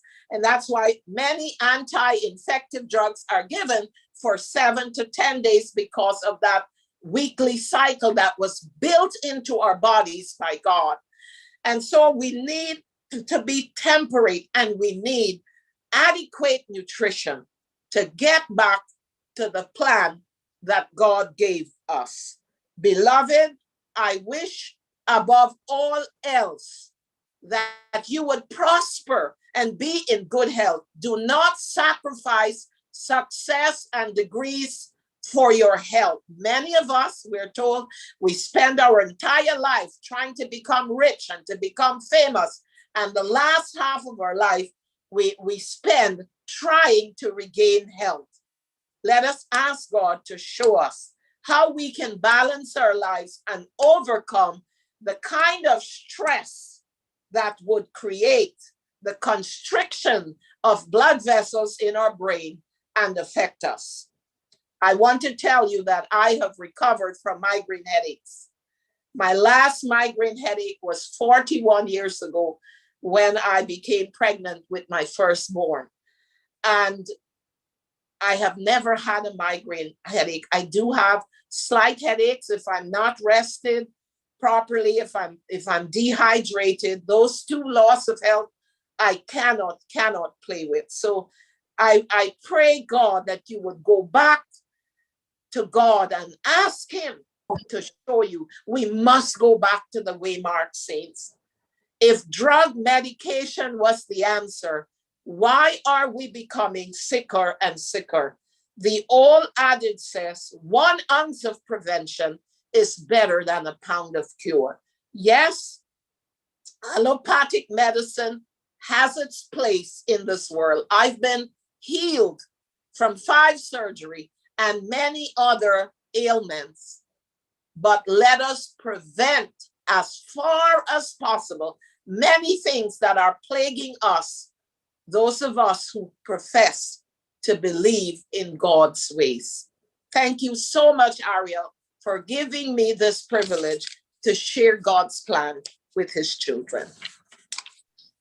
All right, thank you so much, Auntie Polly, for that wonderful presentation. Okay, so right now we have a question and answer segment. But right before that question and answer segment, we'll have a short little monologue that will be done by Sister Janine Gittins.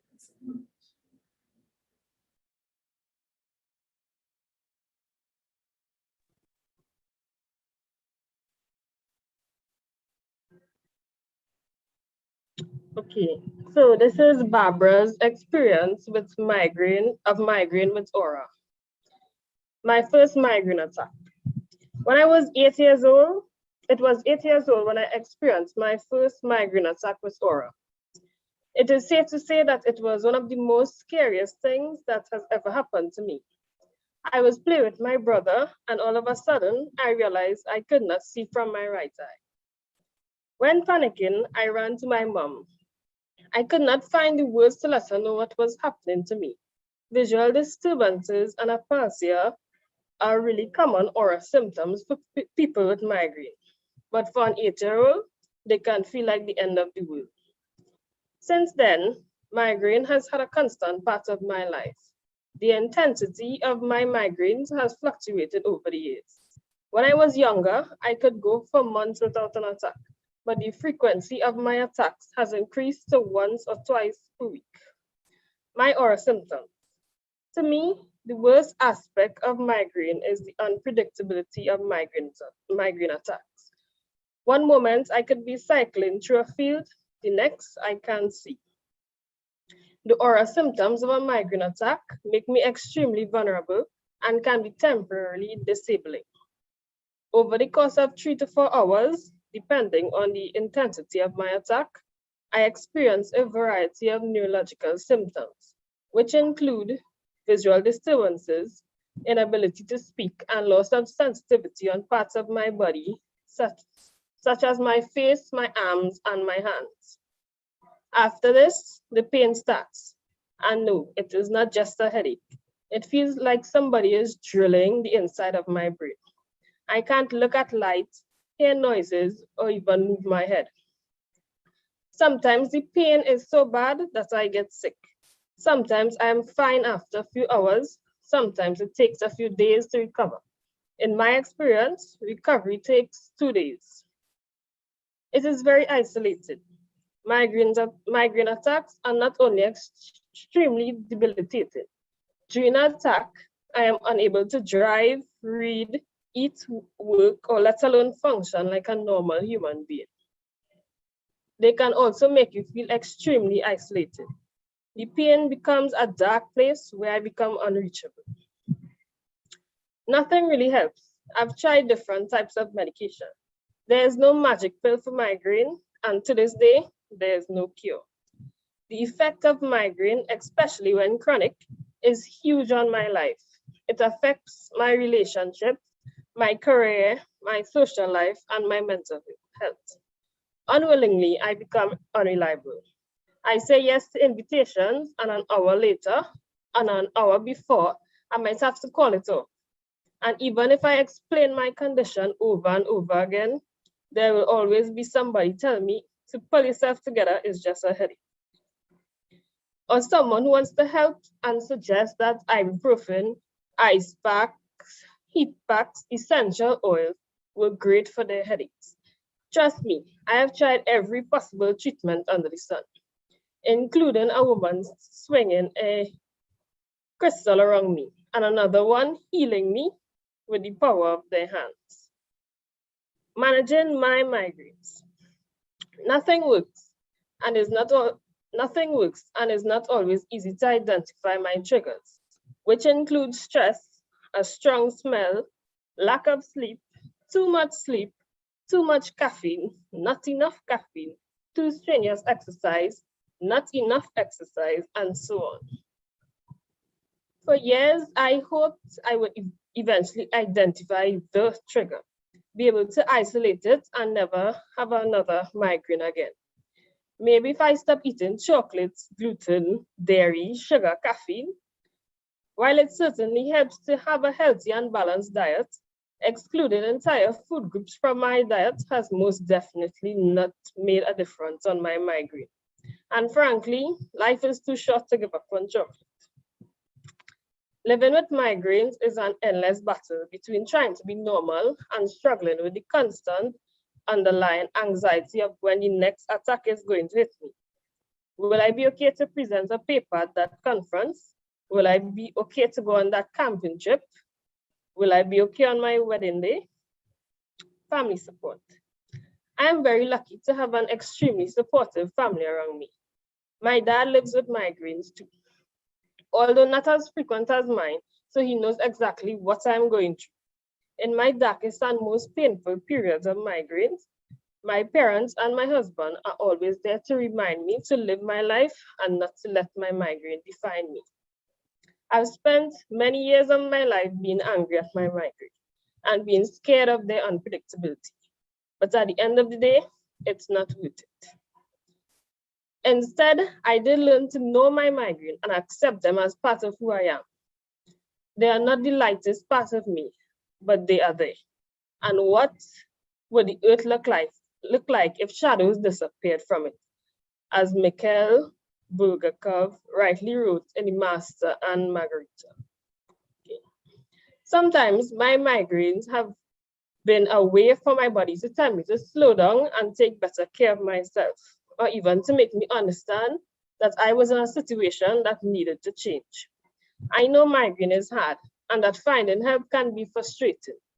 Not all GPs are always particularly supportive, but I always console myself by thinking that they are also a sign of a very sensitive brain and generally seem to affect highly intelligent people. Hello, Einstein. So there, every cloud has a silver lining. I hope telling my story will help people with migraine to feel less alone and people with no migraines to understand this condition better.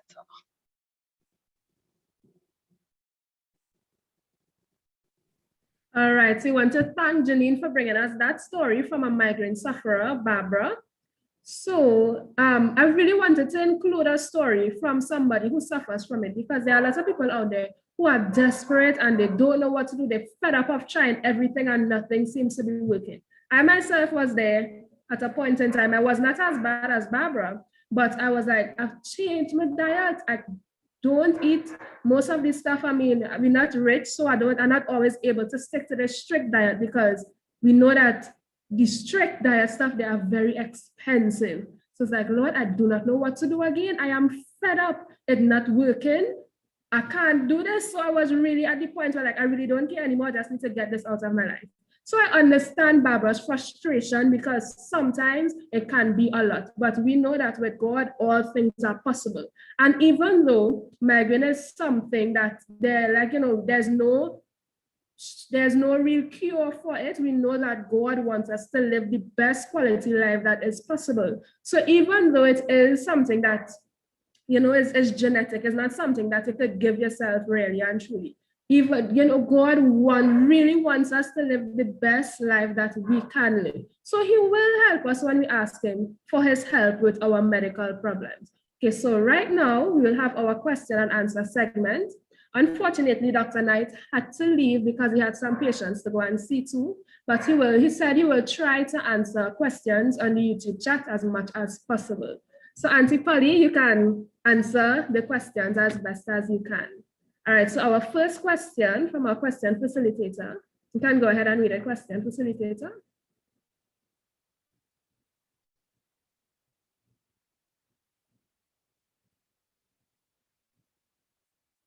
All right. Looking for my mic. The first question is, are there any lifestyle changes that I can make to help ease the recurrence of migraine headaches? This question repeats itself down below, and it was addressed. So let me just drum together one so it can be tied in at the same time.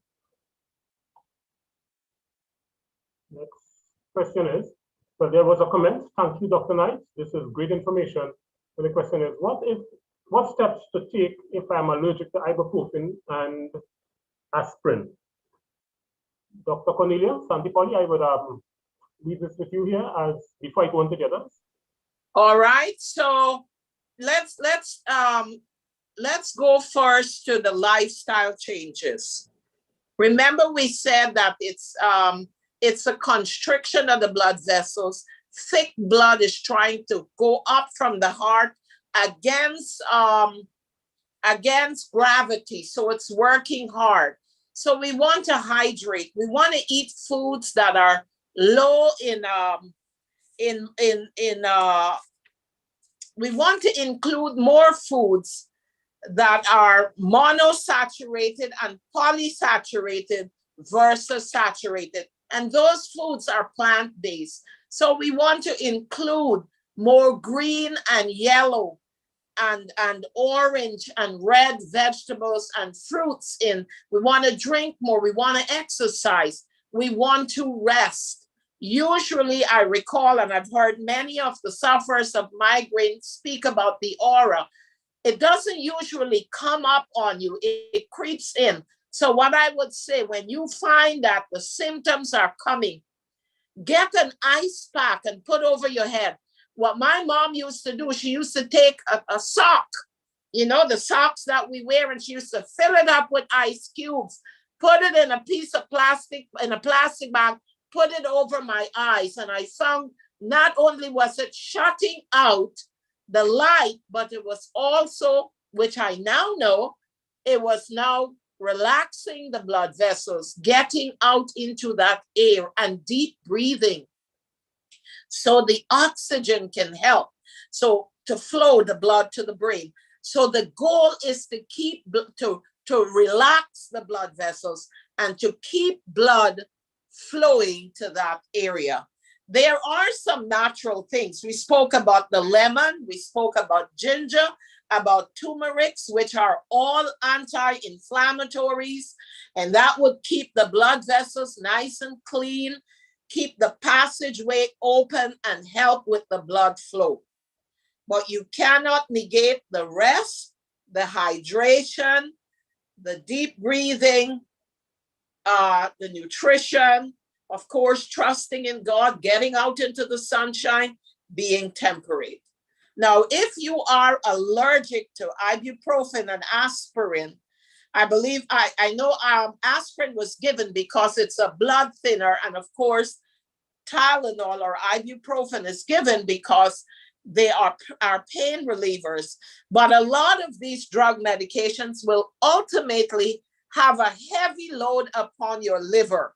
So there are natural things. Turmeric, believe it or not, if you juice turmeric and ginger and you took a shot, maybe an ounce of turmeric and ginger juice with a dash, not a lot, a dash, just a pinch of cayenne pepper. I have seen patients who blacked out, who I've never experienced in my practice, but I've been told by colleagues that even it would avert even a heart attack from occurring. So if you put it under your tongue, you have the buccal veins there, which absorbs and just zaps everything.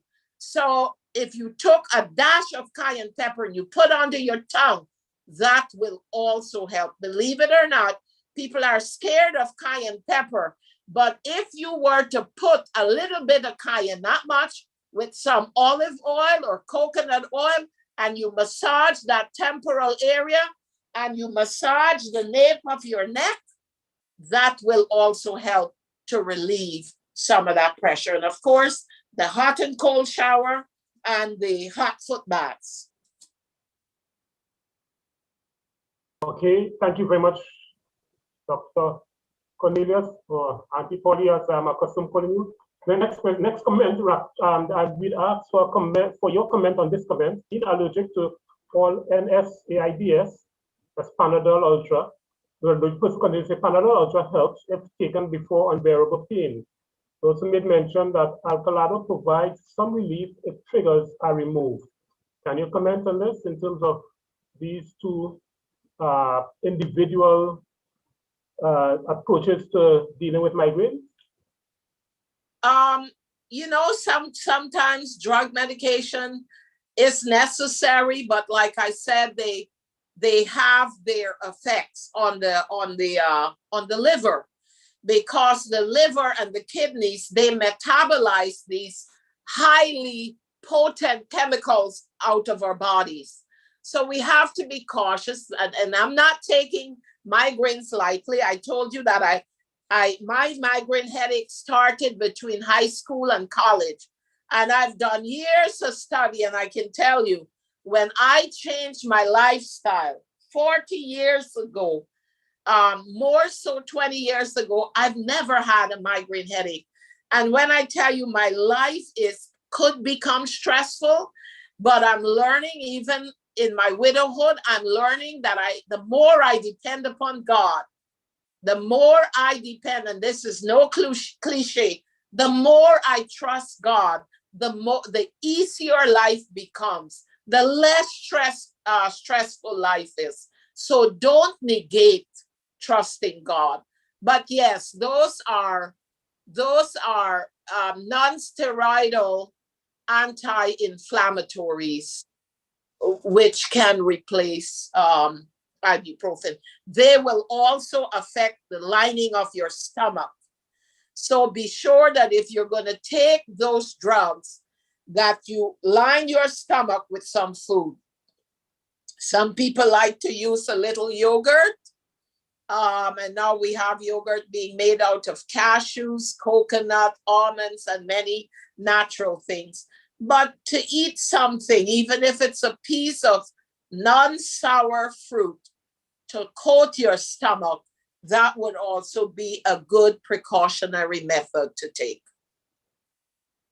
Thank you. Let's go on to the next question that says, what about intense headaches that causes bald spots or patches of hair to fall out? Is there such a thing? And if there is, how do we treat with it? Yes, stress. When hair follicles become clogged, and remember this, saints, the life of the flesh is in the blood. Perfect health requires perfect circulation. Hair is an extension of our integumentary system. It's part of our skin. So make sure, a lot of these hair extensions and wigs and things that we wear can affect circulation. Is affecting the sunlight from penetrating the scalp, massaging the hair to stimulate circulation. And believe it or not, after I lost my husband 2 years ago, I began to lose my hair. And I started making a guava leaf tea. You have guava there in Trinidad. Boil the guava leaf, make it very strong. You put the water on, let it boil, and then you let it sit. Let it simmer for about 5-10 minutes, and then let it steep in your pot. Then you strain that and you put it into a spray bottle and you spray it on your hair. You're there in the hot sun, so you should be spraying that hair every day, massaging the scalp, being mindful of what you quote unquote grease the hair with, because you don't want to clog the follicles. You want as it were, the scalp to breathe properly. But yes, stress, which is a precursor to migraines, is also a precursor to weak hair follicles and weak hair shaft, which breaks easily. When you go to bed at night with your natural hair, invest in a good satin pillow or a good silk pillowcase or a nightcap, and you protect your hair. Moist hair will not break easily. So you will hydrate with that guava water. You wake up in the morning, you spray the hair. You take that spray bottle with you. You go out to lunch, you spray it again. Being careful not to damage your beautiful suits. And of course, your nutrition. Nuts, fruits, and vegetables are very, very good in terms of providing nutrition. You can't put dead food in your body and hope to have good hair growth. And I can tell you, I have seen the result in my, we will always lose hair because we're going to shed hair. It's part of the growth process. The dead hair, the dead ends must be gotten rid of. So even when you go to the hairdresser, don't be afraid to clip the ends, because when you cut the ends that are split, my beautician taught me that many years ago. She said, people don't like to cut their hair, but they don't know that when you keep those dead ends, those split ends, it zaps all the oxygen and nutrition that is needed for hair growth. So make sure you get a trim every 1 to 3 months. It doesn't have to be a lot, but cut those dead ends off so that a healthy growth, in the lesson that Christ chose about the husbandman and the vines, if the vine is not pruned, it will not grow new fruit in abundance. Okay, so before we move on to the next question, we have about 10 more minutes of question and answer, and then we will close up for the afternoon. I just want to add castor oil also. Massaging castor oil into that area that is thinning or that is balding will also help to stimulate growth. But you have to keep that hair hydrated, nourished, and moist. Thank you. I guess that being able to ensure that your hair doesn't drop will help relieve some headache as well. Just looking at it from that side of things. Our next question is, can adopting the 8 laws of health eliminate or prevent migraines? Absolutely. I've said it throughout the presentation.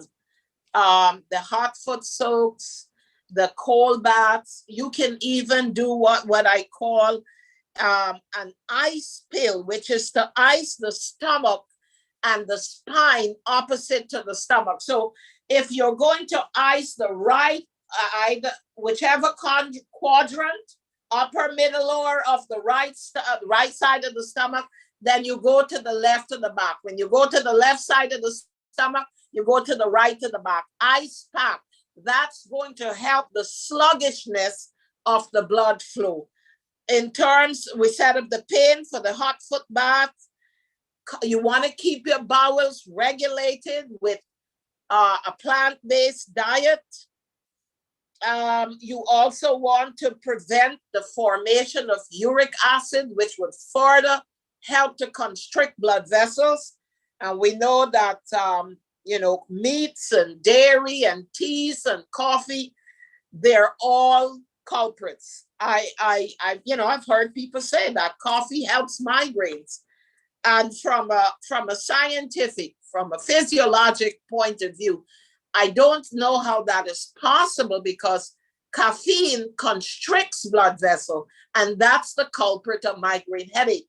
Constricted, tightened blood vessels that are actually obstructing the free flow of blood to and from the area of the brain. So absolutely, the 8 laws of health would not only eliminate and prevent migraine, but many more degenerative diseases.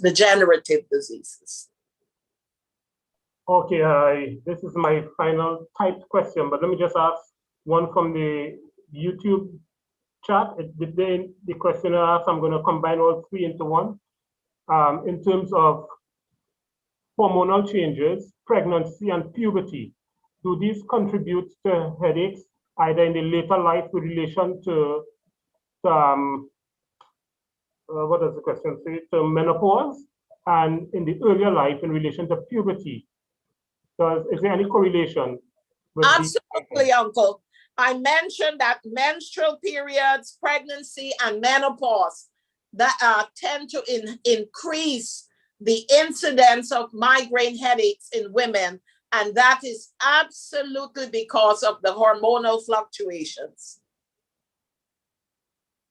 Okay, and then there's the final questions that we have. They are directly in the WhatsApp chat. Sorry, in the YouTube chat. What am I saying? In the Zoom chat, right? I'm going to read it directly. What about medications that block the human CGRP protein? I'm sorry, Uncle, I didn't hear. Sorry, the question is, what about medications that block the human CGRP protein? Absolutely. Anything that interferes with the normal function. And see, now, in allopathic medicine, we tend to treat the symptom. In naturopathic medicine, we try to get to the root of the problem. From cause to effect. We want to see what is causing this problem. And then we try to formulate a plan, an alternative plan that would change the course of whatever the problem is. So absolutely, and a lot of drugs. I said the liver, the kidney, the stomach, and it produces, you may hear many times, if you're working in the health field, you hear drugs being recalled from the market because they found out that it's causing so many life-threatening and debilitating problems in the life of patients. So they have to take it off of the market. So definitely, and I guarantee you, I've seen it firsthand in my practice, that God's plan is still the best way. Don't get me wrong, there are times when the pain is going to be so overbearing that you feel like you're going to go insane. You may have to take some drug medicine, but that's your choice. And finally, the question that is there a way to keep nausea at bay when the migraine is intensifying? Absolutely. The ice pill that I spoke about, which is ice to the stomach and the spine opposite. So you're going like this. If you put that ice pack on the right side of the stomach, you put the ice pack on the left side of the spine. And you alternate. When you go to the left side of the stomach, you go to the right side of the spine. Those ice packs will actually help to alleviate nausea and vomiting. Of course, ginger is great in eliminating and reducing nausea and vomiting. All right, so we have one more question before that's it. So the question is there a correlation between pituitary tumor in the brain and migraine? A lot of other problems can produce headaches. Not necessarily a migraine headache, but many tumors. And that's why if you have ongoing headaches and, you're trying all that they use for migraine headaches out there, the doctor might decide to do a CAT scan or an MRI to see if perhaps in the area that you once had migraine, that there's a tumor growth taking place. But there could be a relationship between headaches and tumor growth. The pituitary gland, as we know, is the gland that stimulates the female reproductive hormones. So definitely it would, if something is growing there, it's going to affect the hormonal production or the lack thereof, and ultimately it will affect the comfort of the brain.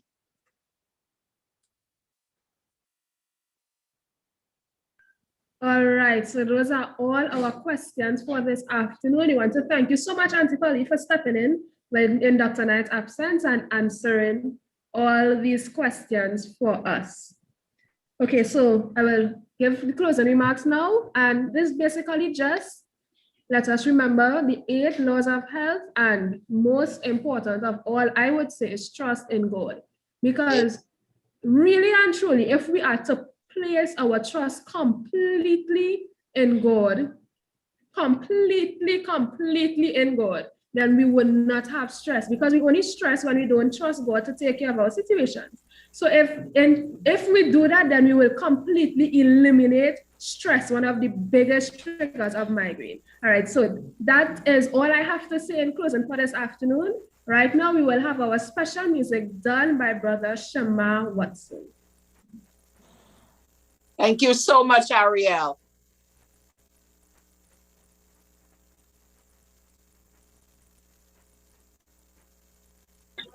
Afternoon again, everyone.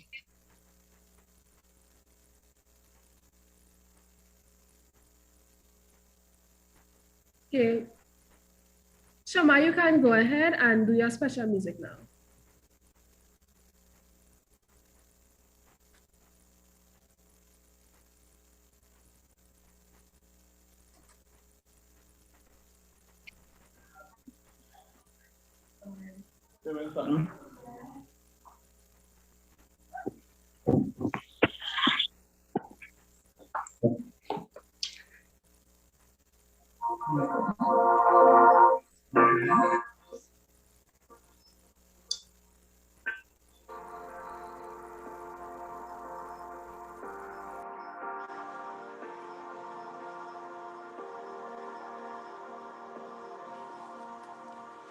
Lord, I come with newfound faith. I will trust every word you say. All my fears I'm laying down at your feet. I will trust in grace that cannot be earned. All my doubts I'm lost their sound at your voice. You are who you are, the God of the impossible, the God of the impossible, the God of the impossible. You are who you are, the God of the impossible, the God of the impossible. The God of the impossible, you are who you are.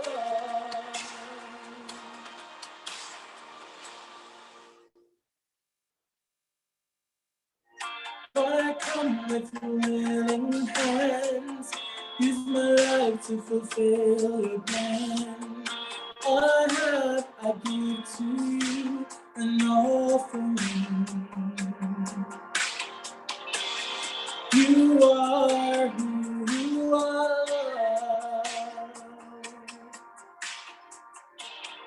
You are who you are. The God of the impossible. The God of the impossible, you are who you are. The God of the impossible, the God of the impossible, the God of the impossible, you are who you are.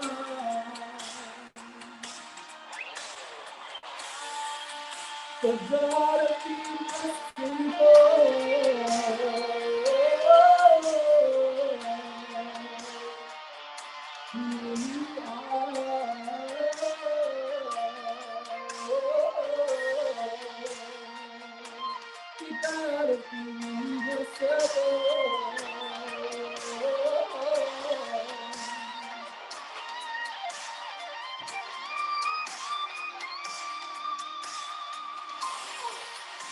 You can do all things, nothing is impossible.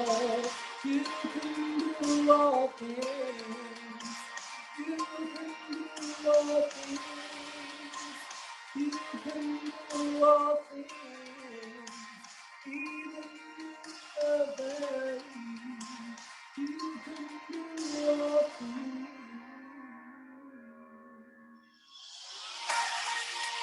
The God of the impossible.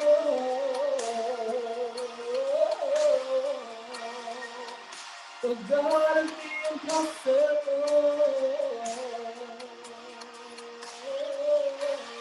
You are who you are. The God of the impossible. The God of the impossible. You are who you are. The God of the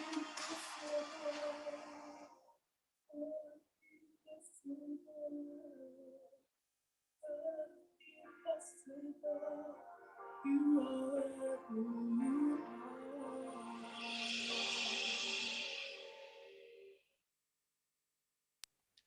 I want to thank you so much, Shema, for that wonderful piece of special music. And let us all continue to remember that God is the God of the impossible. So just when you think it's impossible that you will ever get rid of migraine, God is the God of the impossible. So that means it is possible. All right, so for our announcements this afternoon, we want to remind you of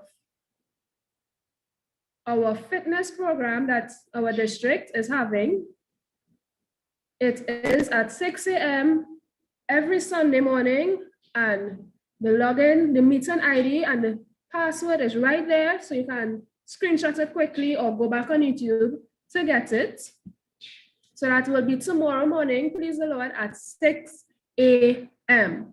Our AY program for next week is targeted to the men. It will be in collaboration with San Juan's Men's Ministry Department. So all our men out there, whether you're healthy, whether you think you're healthy or you're sick, regardless as to if you're well, if you're fit, it doesn't matter. We expect to see all our men out there next week, Sabbath, please the Lord, at 4 p.m.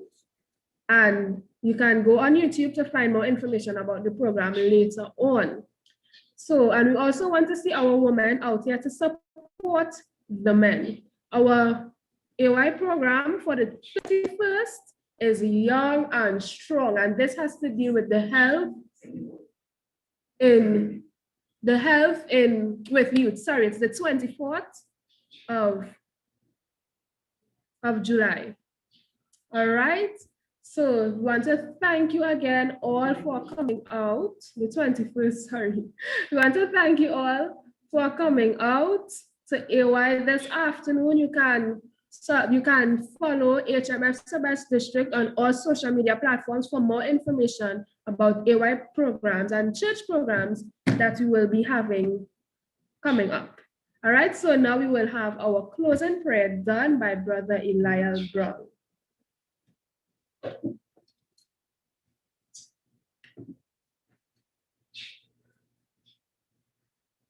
Let us pray. Dear Lord, I thank you for bringing us to the end of AY. Please help the message to stick on everyone's mind. Help it to be a good message that we have all learned. Help all the people that have migraine who think that the situation is hopeless. And please help them to know that the situation will only be hopeless until they ask for help. In Jesus' name, amen.